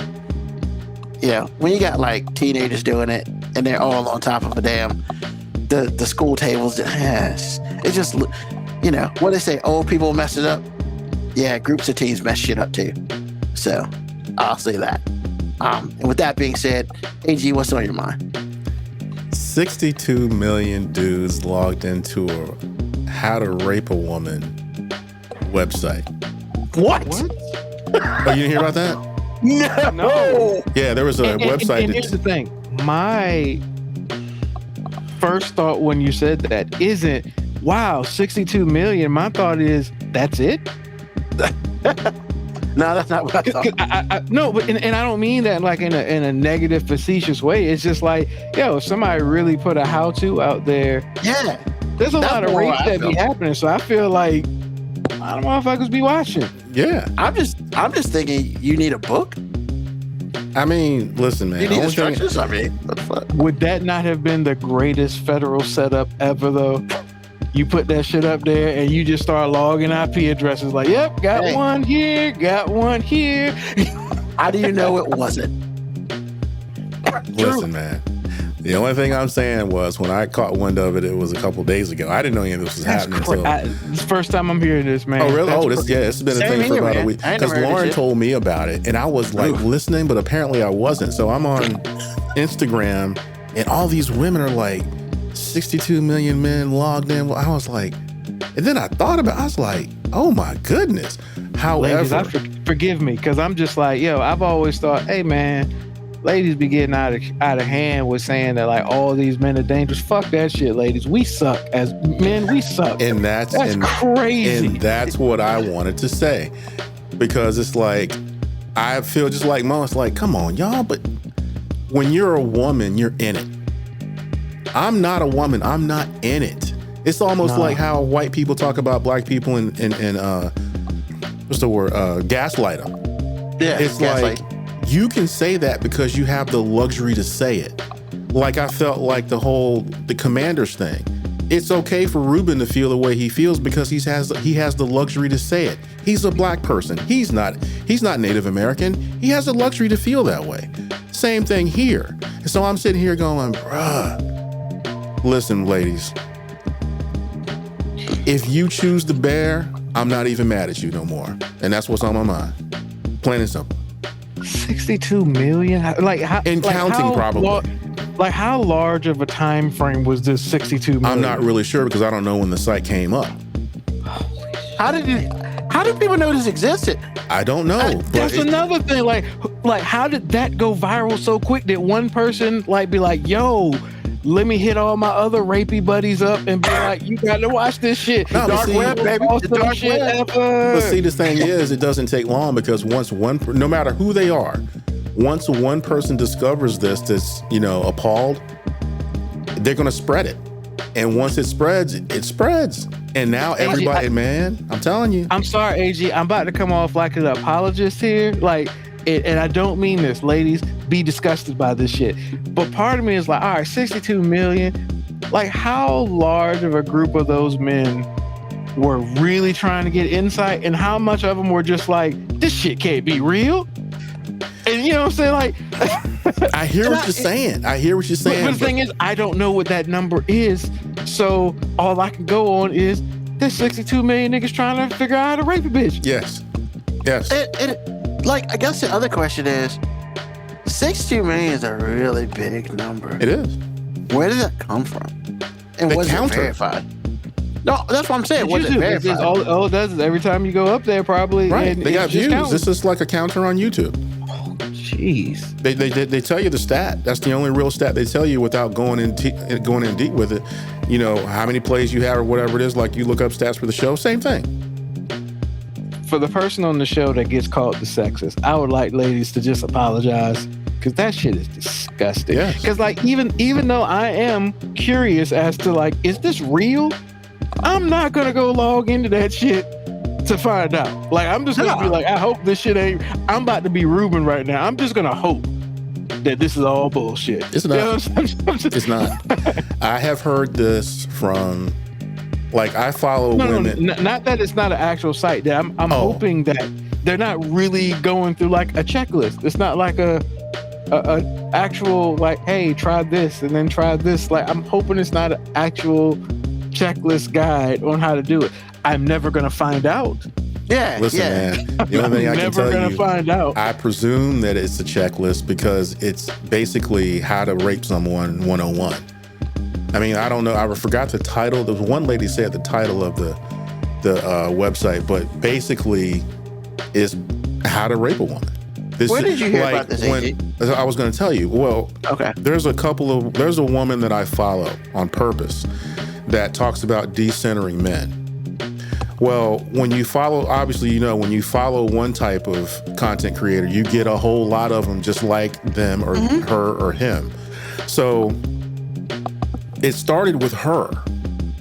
And then I started thinking about what my wife had said just a couple days ago, that I was listening, but I don't think I was listening closely enough, because maybe I just like blocked it out. Like, that can't be right. So in the days and the hours and the day following, because I'm just scrolling, I keep hearing this. And it was like, this one lady broke it all the way down. She was like, it's 62 million views, logins on a website on how to rape women. I choose the bear, and this is why. And in that moment, I was like, you know what? I'm not even mad no more. Because again, like I said, if you are not part of a group, and when I say part, I mean you're not part of it at the basic level, there are times where you don't get to have an opinion about certain things. This is one of those things. Look, man, if a woman says she chooses the bear, I'm not saying that there's not two sides to it, but for now, forevermore, as far as I'm concerned, there's one side to this. Take the bear. Take the bear. And so I'm like, there's nothing else to say. When you're a woman, you're in it. If we're talking about racial issues, if you're a black person, you're in it. There are no more racial issues besides black and white, because black people are the most hated people ever. If you're not black, you don't get to say much of anything, because you have the luxury to walk away. I do not. If you're Native American, everybody else get to be quiet, because those people are in it 24/7. They have no choices. They have to be in this world as this person. So I'm like, in this particular case, because of what has apparently happened, the idea that 62 million people risked getting found out that they're on a how to rape a woman site and went anyway. We're not talking about porn here. We're not talking about that. This is something different. We're talking about stealing someone's soul at the basic level for whatever dumb reasons you think you can do that. Because one of the things that I kept hearing the women say was they out here teaching you what Bill Cosby's that you can do to make sure that she's compliant. So what drugs you can do, the dosage, how you can hide it, all the things that you need to know so you can get this done. And I'm sitting here as a dude, I'm sitting here going, I can't defend this. No matter who I am as a man, I'm still walking around here with a penis. And because of that, I'm a grenade with no pen. And I have to accept that. But this, what I'm telling you, is not hyperbole, because it actually took place. So that's why I wanted to say, if women collectively to a woman, either way, choose the bear, I'm not even mad at you no more. I'm not even going to pretend like that's a dumb answer, because apparently it's not. Because from their perspective exclusively, and their perspective in this particular moment is everybody's perspective, I feel like it should be, we are a grenade with no pen. So I like I said, my wife told me, then Instagram told me one time, and then hours later, the Instagram telling me wouldn't stop. It's a thing. It's not gonna be that hard to find. And this is 62 million at that moment. I don't know how long this website's been up. It could be 80 million by now. Who knows? But what I'm saying to you is the depravity that the male depravity out there is real. It's real. So, again, if you choose the bear, understood. That's what's on my mind. All right. 3 things. 1, KB Echo says, sounds like one of those Dateline trap shows. Yep. They used to get people. That's it is what it is. Nikki said, when I learned about this information, it didn't surprise me in the least.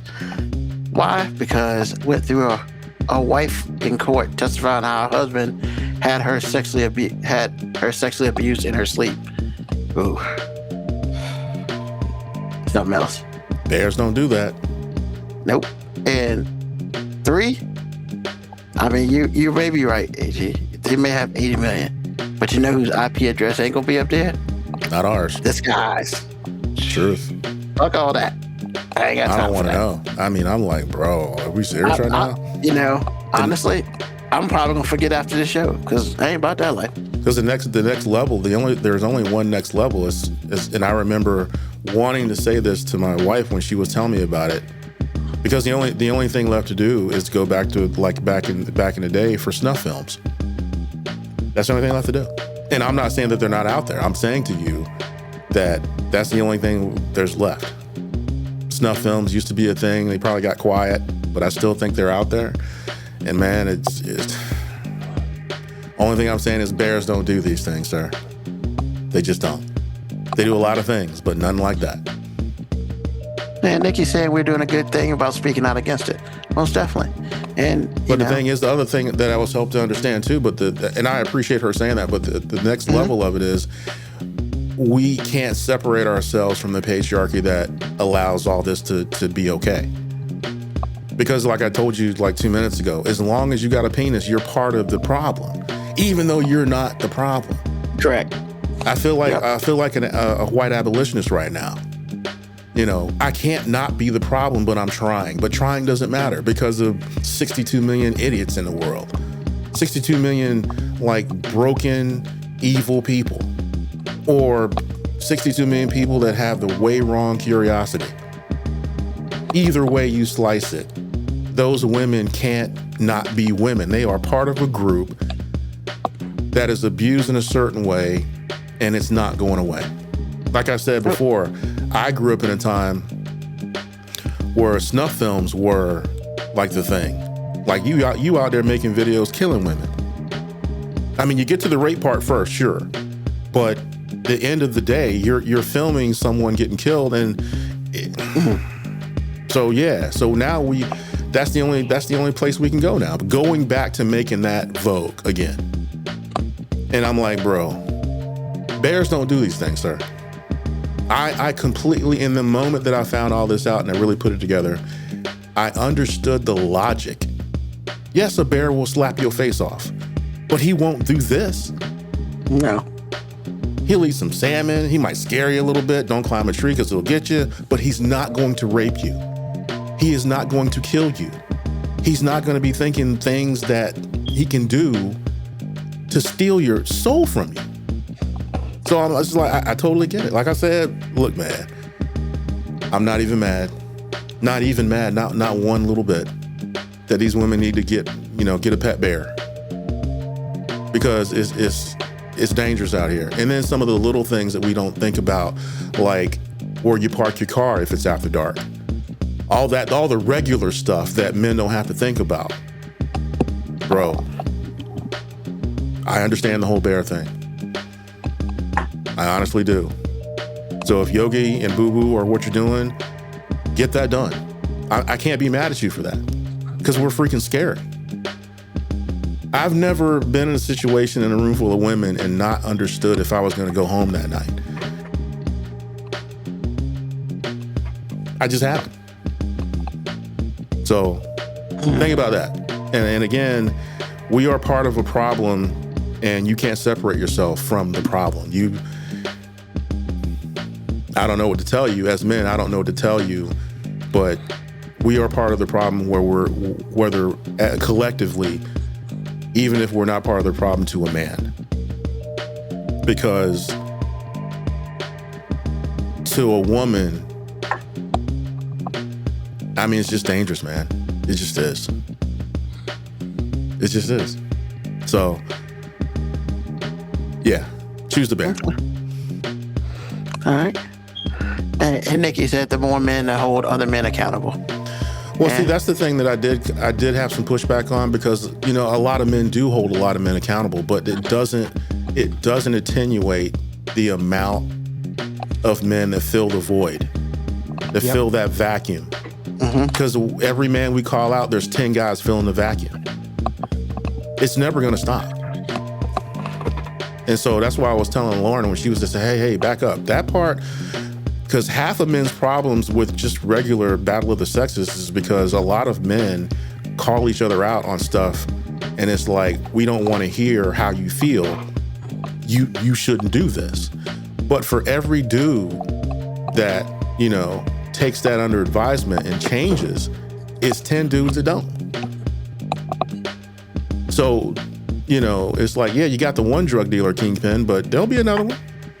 Yeah. You haven't done anything. I'm not saying stop the fight. What I'm saying is you haven't done anything. Because there'll be somebody else to fill that void. There's always another Nino Brown. Exactly. And there's always another Creeper and another Chester. Always. I mean, man, you have a family member that used to do this for a living. Jesus. It's never going to end. So again, like I said, I could talk about this forever, but the bottom line is, if you're a man, you're just part of it. Whether you are actively a part of it or not, you just are. As and then if these women don't want, if they're scared and all the things, if you have to work a little extra hard to make her feel safe, then it is what it is. Because honestly, choosing the bear is probably best. Because bears don't do the things that they're trying to get away from. They just don't. They do a lot of things, but not this. Yep. Thanks for making my job harder, dicks. Jesus. It is what it is, sir. I ain't never getting a chick now. Look, man, as a guy, if you're, all right, I'm gonna say it, if you're brought up correctly, you're always taught that you have, it's your job to almost go out of your way to make the woman feel safe. I've never actually had a problem with any woman actually almost exhibiting a certain sense of fear and lack of trust for me. I'm okay with that because I get it. You know what I'm saying? Even though I don't take offense to it, because I'm like, I know that's not me. Yeah. But you don't know that's not me, and you know what I'm saying? You don't get to actually know until it happens. And the famous words of Cujo Goody, you think it won't happen to you, then it do. That's just like you said, man. We're always a threat in that sense when it comes to women. But man, that just disgusts me, man. Yeah. It just makes you feel all sorts of grimy, nasty, dirty all at the same time. That's definitely the ick. And we ain't do nothing. It's those motherfuckers. See, that's the beauty. It doesn't matter. Yeah. I know, right? Doesn't matter. All right. Mo B, what's on your mind? Two things, man. First of all, you're right. Family members do be listening. Because my mom, I don't know, she started to make a regular habit of listening. And then, you know what I'm saying? She does very feminine energy listening, where she hears part of what I say and then creates the rest of it to make it sound like an attack. And she got mad at me about the Vienna sausage thing. She was like, so why you up on the show talking about I wasn't a good mom? And I'm like, when the fuck did I say that? And she was talking about I made you eat Vienna sausage. I'm like, I never stated that you made me. I said you let me. Those are very different statements. You let me. And she was like, well, you said you wanted them. And I'm like, my kids have never eaten Vienna sausage. Therefore, because I didn't let them. You let that happen. I never criticized your motherhood because of it. And she was like, what you mean you don't know how I made them? I'm like, because I blocked that part of my life out. And she was like, I warmed them up and I always gave you macaroni and cheese with it. I'm just like, oh, awesome. That explains a lot. That's another thing that I don't eat a lot of now. Did you bring macaroni and cheese for me through Vienna sausage? Oh, shit. And I'm just like, yo, I didn't. I didn't say you was a bad mom. I'm just saying, like, you know what I'm saying? You let that happen. Like, that happened on your watch. I feel like that's a fair statement. That happened on your watch. Bo, don't pretend like you don't know how that sound, man. He just had a psychotic breakthrough. I know, right?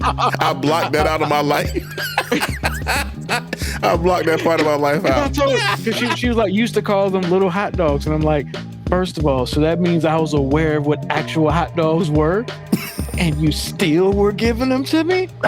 And she was like, well, look, when you were little, it was one thing that I knew you could eat that you weren't going to choke on because it was, you know, they're so soft and everything. And I was just like, I understand your logic, but if I was calling them baby hot dogs, that meant I knew what an actual hot dog was. Not saying that that's much better, Guys but choking that's on hot much dogs. better. Right? That's much better. This guy's choking on hot dogs. What the fuck? Oh, Jesus. So yeah, that's what's on with my look, man. I promise you, I wasn't attacking your motherhood. I had a great upbringing, besides the Vienna sausage. Besides You know what I'm saying? Besides the Vienna sausage. And you know what? That shit was not cool. The good thing about being young is that, you know what? Your brain can block things out. Like, you know what I'm saying? Like, it was like Professor X came in and blocked that part of my life out. I don't even know it existed. That Dark Phoenix saga doesn't even exist in my life. Oh, shit. I know it happened, but I don't really know what happened. That is hilarious. Any other thing, man. So that's my negative. I'm saying negative because she called me with an attitude too. Like, she called me really upset. It's like the second time she's called me upset over something I didn't actually say. And then she argued with me about saying it. And I'm just like, you know, it's on the podcast. You can actually go back and re-listen to it. And it'll empirical evidence. And my mom damn near CGI'd me. She was like, oh, you gonna go back and edit it? Like, yo, you think I'm working that hard? I'm like, Mom, you've known me for a long time. Like, the longest time. What about me suggests that I'm gonna work that fucking hard at anything? She was giving you credit, man. I don't even need that credit. That's unreasonable. That's some credit you can keep.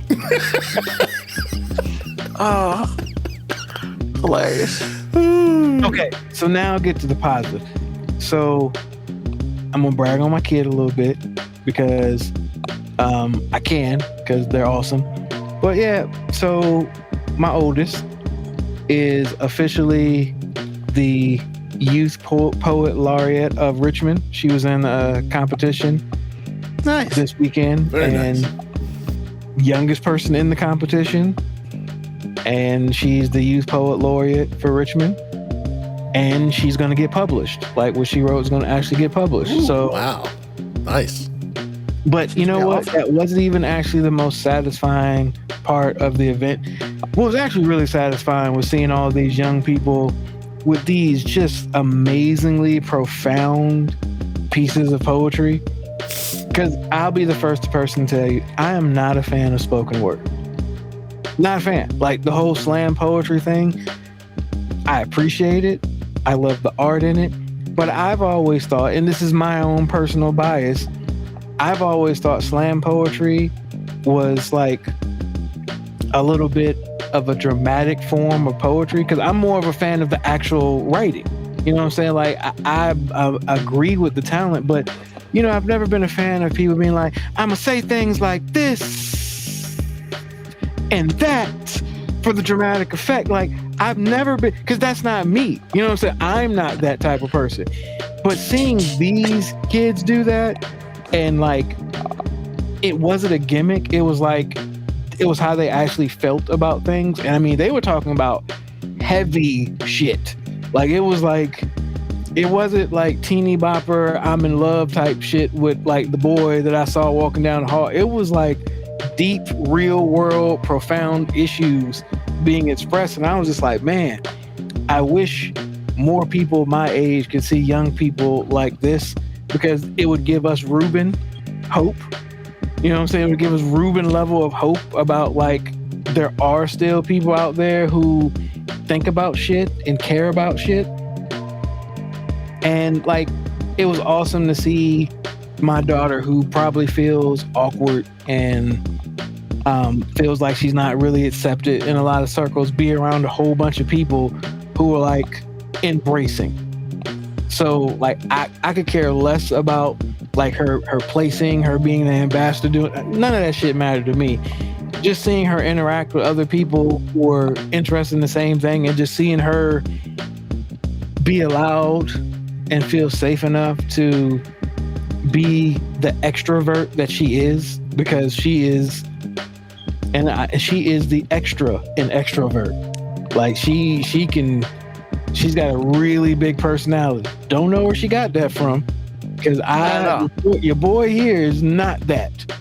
This is the most outgoing I am up here, and I don't even use my real name up here, so that's how uncomfortable I feel with it. I'm just saying, like, if we're really peeling back the banana, like I'm not the look at me guy, but she loves being on stage and doing all those things. So being able to see her be embraced, it was just like, that's like the most gratifying thing that I've ever experienced as a parent. You know what I'm saying? Just seeing her be herself, which, you know, I'm biased, of course. I think she's awesome. Even when she's annoying me, I think she's awesome. Because the annoying parts about her are my deficiencies. Like, I am not big and boisterous about things. So it's not a fault on her. That's me. I'm the person that's like, hey, can we bring it down a little bit? Like, everything ain't got to be up here. 'Cause I live down here. Like, this is the most outgoing and energetic I sound talking. For the most part, I'm pretty level all the time. So seeing her, like, just not even just be embraced, like, just generally loved and appreciated for her thoughts. Because I mean, first of all, her poetry is really good. It is really good. And then seeing other people hear her and be like, yo, thank you. And seeing other people say, man, I resonate with what you're talking about. Because she said in one of her poems, the one that she actually did in competition, it's a statement that I've made up here several times about being a Black person that didn't feel like I belonged. Like I was too proper for the Black people and threw too much slang for the white people. And she had encapsulated that in a poem so well. And I was just like, man, I wish I had a space when I was younger. Because I still write occasionally, but I've never had the desire to share it. Like, I did it because I just did it. But she was like, nah, I want to share it and she wants to share because she seeks the acceptance that I never did. I didn't want to know that other people felt the way I did. I didn't care because I was feeling it. So who cares if anybody else is? But I can see in her that she wants to know other people feel the same way and that it's okay. And seeing her have the space to do it was awesome, man. It was like probably the best thing I've ever seen in my life. I don't know if I've ever been more satisfied, happy, and like a whole bunch of emotions that I didn't even know I was gonna process at one time. So really all I could do was clap and smile and take a couple pictures. Cause that's how I showed my emotion, and just talking about it up here.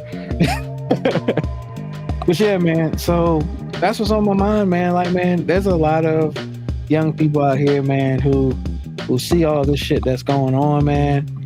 Because there was a lot of political things being made and just identity things. Like, it was amazing to see a group of people between the ages of 15 and 18 say things that 30 and 40-year-olds aren't smart enough to process, and do it in such an eloquent way where it's not like they weren't just like given the news, they were given analysis and solutions through their words. just an amazing event, man. So yeah, that's what's on my mind. Thank you, Moby. What's on my mind is a couple things. One, CM Punk lost. I'm very unhappy about that. So Acknowledge him, man. nope, fuck Acknowledge that. him. I'm done. I'm so annoyed with that. Two,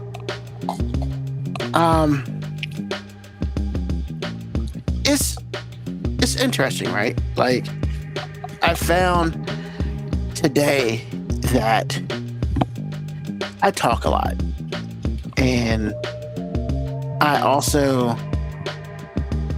and then like they ask like pertinent questions after that.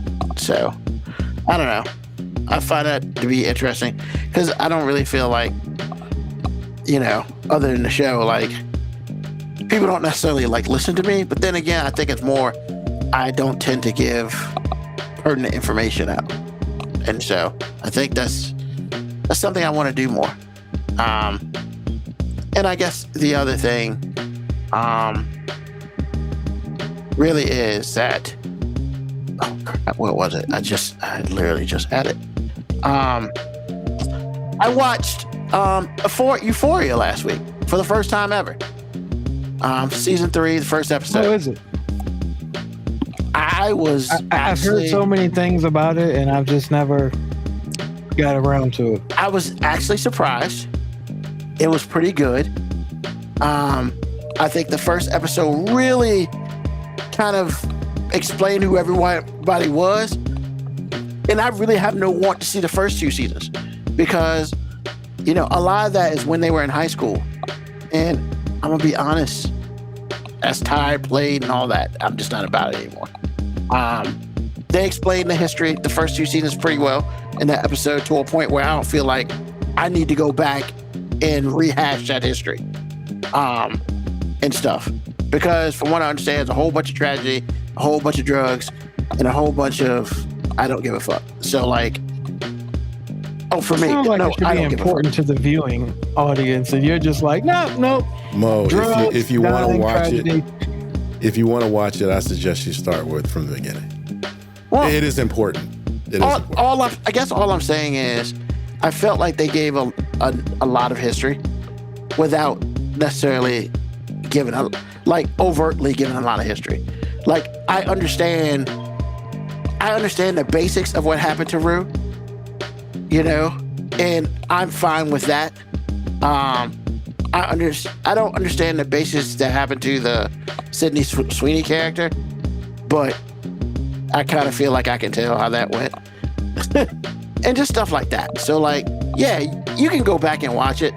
I don't feel like I need to, because I was very impressed with that episode. And once again, I guess for me, maybe it's just because of my age. I don't know if I can sit back and watch the high school drama stuff. I just don't think I can. Now, I'm not going to sit here and say it's not important. I just think that they did a really good job of explaining where we are now. The only thing I didn't get basically was the beginning part, and I feel like that was probably the end of season 2. But AG, clearly you've watched it before. No, I haven't gotten to the first season, but I got deep into it, and it's like Okay. I feel like the basis. I feel like if you're gonna watch it, if you're watching it, and I don't even know if you can watch something that intense casually. But for me personally, this is not anybody else. This is for me personally.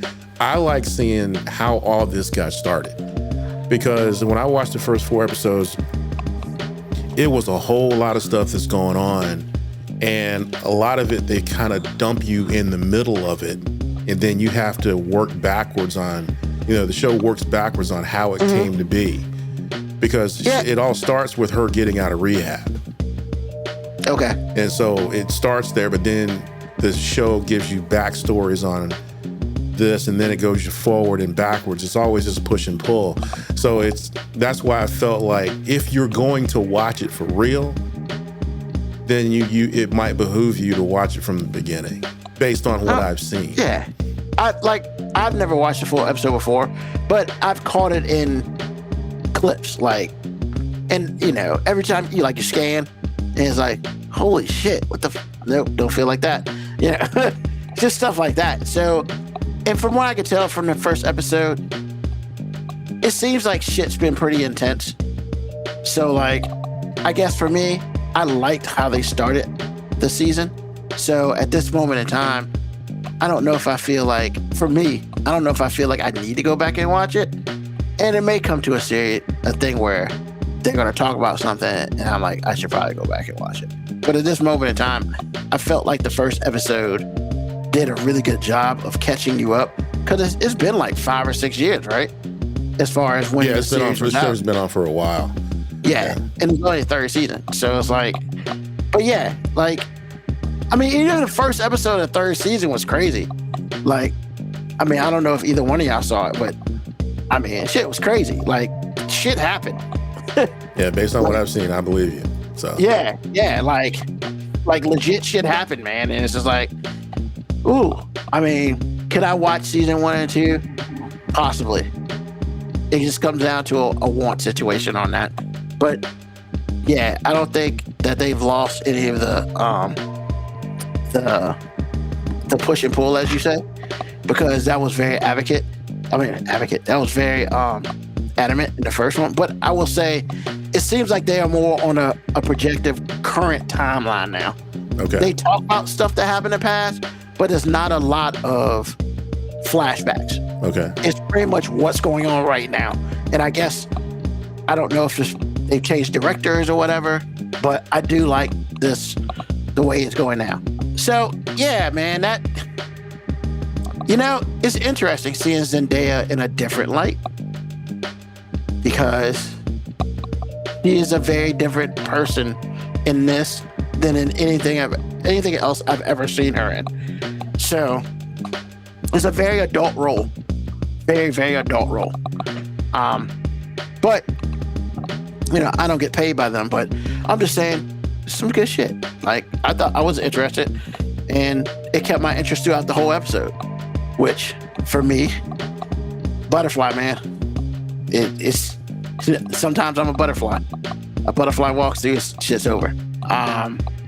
So yeah, other than that, like, you know, Daredevil was really good this season. Ooh, yeah.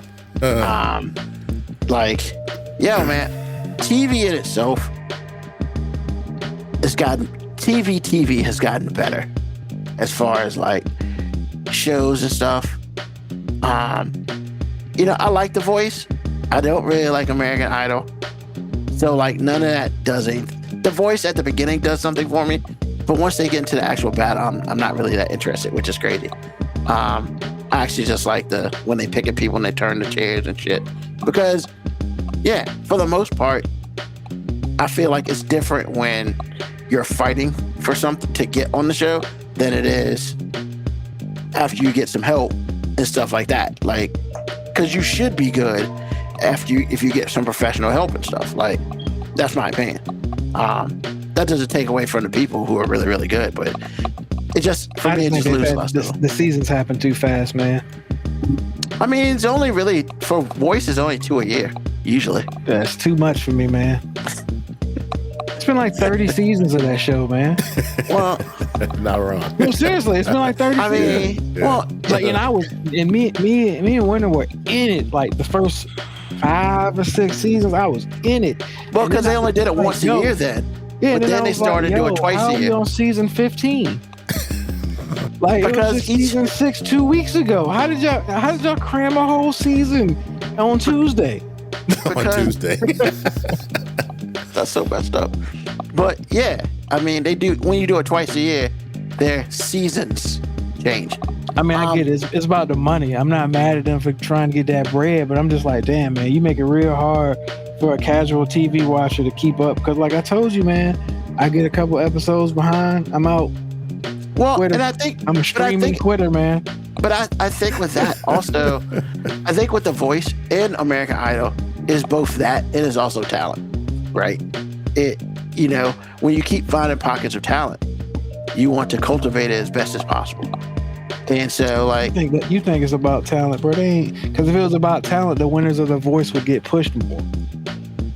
I mean, some of them have. All those Name 3 people from The Voice that have relevant music careers right now. I said some of them. I didn't say all of them. It's been 30 seasons. You can't name 3? Because I don't watch you it like can, that. You can name like 3 American Idol things, and you're not even a casual. You're not even. But I'm not even a casual American Idol. But I'm not even a casual voice person. I watch That's what I'm saying. You're not even a casual American Idol person, and you can name at least 3 artists who've won that show. But I couldn't tell you anything in the last 10 years about American Idol. Nothing. Well, you got 15 years, and you can't say shit about The Voice. Well, I don't know. I don't know about that. Well, the dude who was name anybody. all I'm saying is like the dude who was second on what was that shit called?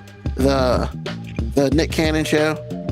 The Oh, I know what you're talking about, but I dressed up. Yeah, the Masked Singer. Masked Singer. Yeah. Was it David Davis or something? Whatever his fucking name was. Like, I knew who that dude was once he took his face off. I mean, there's some people, and then I'm not saying you couldn't identify them if you saw them. Yeah, you said you don't know their name. No, I don't. Exactly. But that's American Idol dude from like season like 6 or something. It doesn't matter when they're from. I'm just saying at some point in time, American Idol people did have like relevant music careers, and The Voice never did that.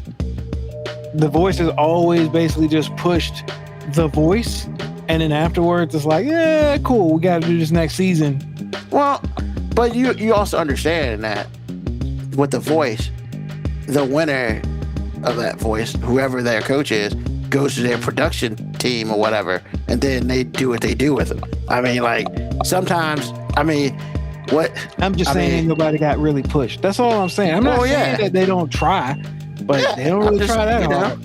When we start talking about that, Ruben Stutter, man, you could not hear that dude. Oh, God damn it. Hell, that season, it's been people who didn't win the show that you still heard from. Like, that's all I'm saying. I'm just saying the voice turned that shit into a money grab real quick. Or American Idol, as much as I'm not a fan of that show at all, I do like The Voice better as a concept of a show. American Idol, at least, like, was real serious about being like, hey, we trying to push somebody. And I mean, in all reality, they've only had like 3 people who have really, really, really done something. That's Kelly Clarkson, that's the Chris Daughtry dude, and I guess Ruben Studdard. Like, really, those are the only 3 that really have done anything for themselves. I mean, you could say Fantasia, I guess. Maybe she's 4. And he also... Oh, yeah, I forgot she was on that. Yeah. Mandisa? She didn't even win. I mean, that's what I'm saying. Like, Jennifer Hudson didn't win either. Oh, she was on there? I didn't know she was on there. Yeah, Jennifer Hudson was on there. Here's the thing. You just said you couldn't name that many people, and you just rattled them all. Because those are like the first 3-4 seasons. But like, I couldn't name anything after like season 5. And stop putting yourself on mute. Right before you talk. Moby. Okay. So, yeah, all I'm saying is, I don't know. Like, I don't watch any of those shows anymore, for real. Because they don't do nothing for me. But the other thing, and then we're definitely going to go, yo, man, the Bachelorette shit, scandal, that's called we didn't do our fucking job. Somebody do their job right. Somebody got shit canned. What scandal are you talking about? I don't watch. I don't. Is that keep where the up with that woman show was at all. like abusing the boyfriend? Yeah, I saw that. That's why the Bachelorette's not on TV. Yeah, because they this canceled time the whole of the season behind that. Yep, canceled the whole season, and they got into the part apparently where it was like the final 4. So they completely stopped production because somebody didn't do their damn job right, and somebody else found out about, because apparently she abused her partner in front of the kids. Well, actually, the straw was when she threw the chair the second time and hit her daughter. Yeah, and missed him, hit the kid, and it's like, bro, how do y'all not see this in background? Like, how do y'all find out about this shit? It probably wasn't in her background because it was fairly new. The process had already started. So the vetting part was over where she was in the pipeline, and then she did this. And I'm wow. But also, this would have been the first Bachelorette who did not come from a Bachelor show.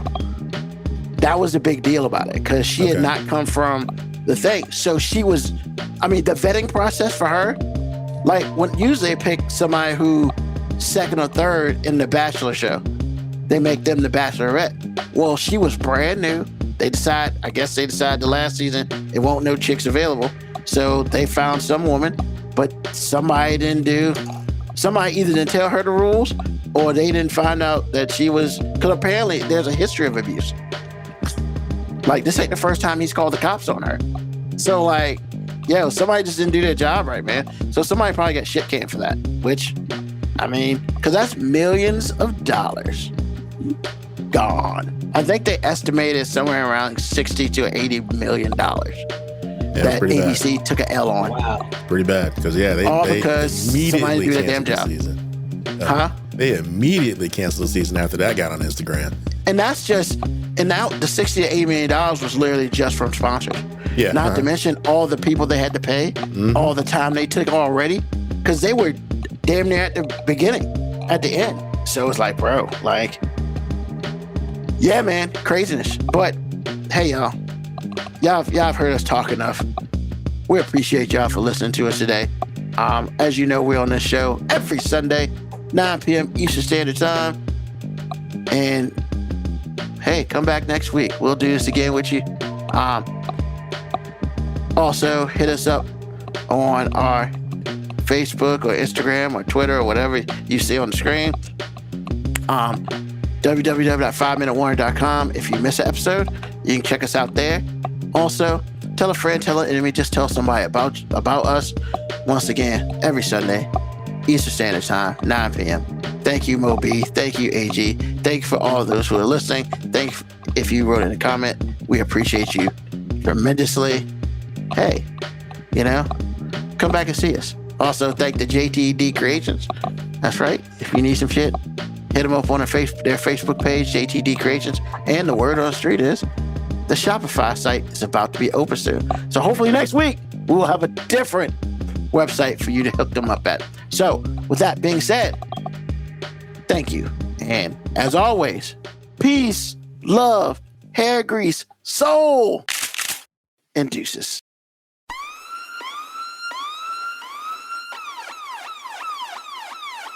Email us at 5minutewarning19@gmail.com. And also leave comments on Facebook and Twitch. Search 5 Minute Warning. Contact us on Twitter at AG_FMW podcast, at Newsman25, at FMW 2019. Contact us on Instagram, Moby 5 Minute Warning, AG_5 Minute Warning, Newsman25. You can listen to the podcast at Apple Podcast, Spotify, or wherever you get your podcast. Thank you for listening. This has been another episode of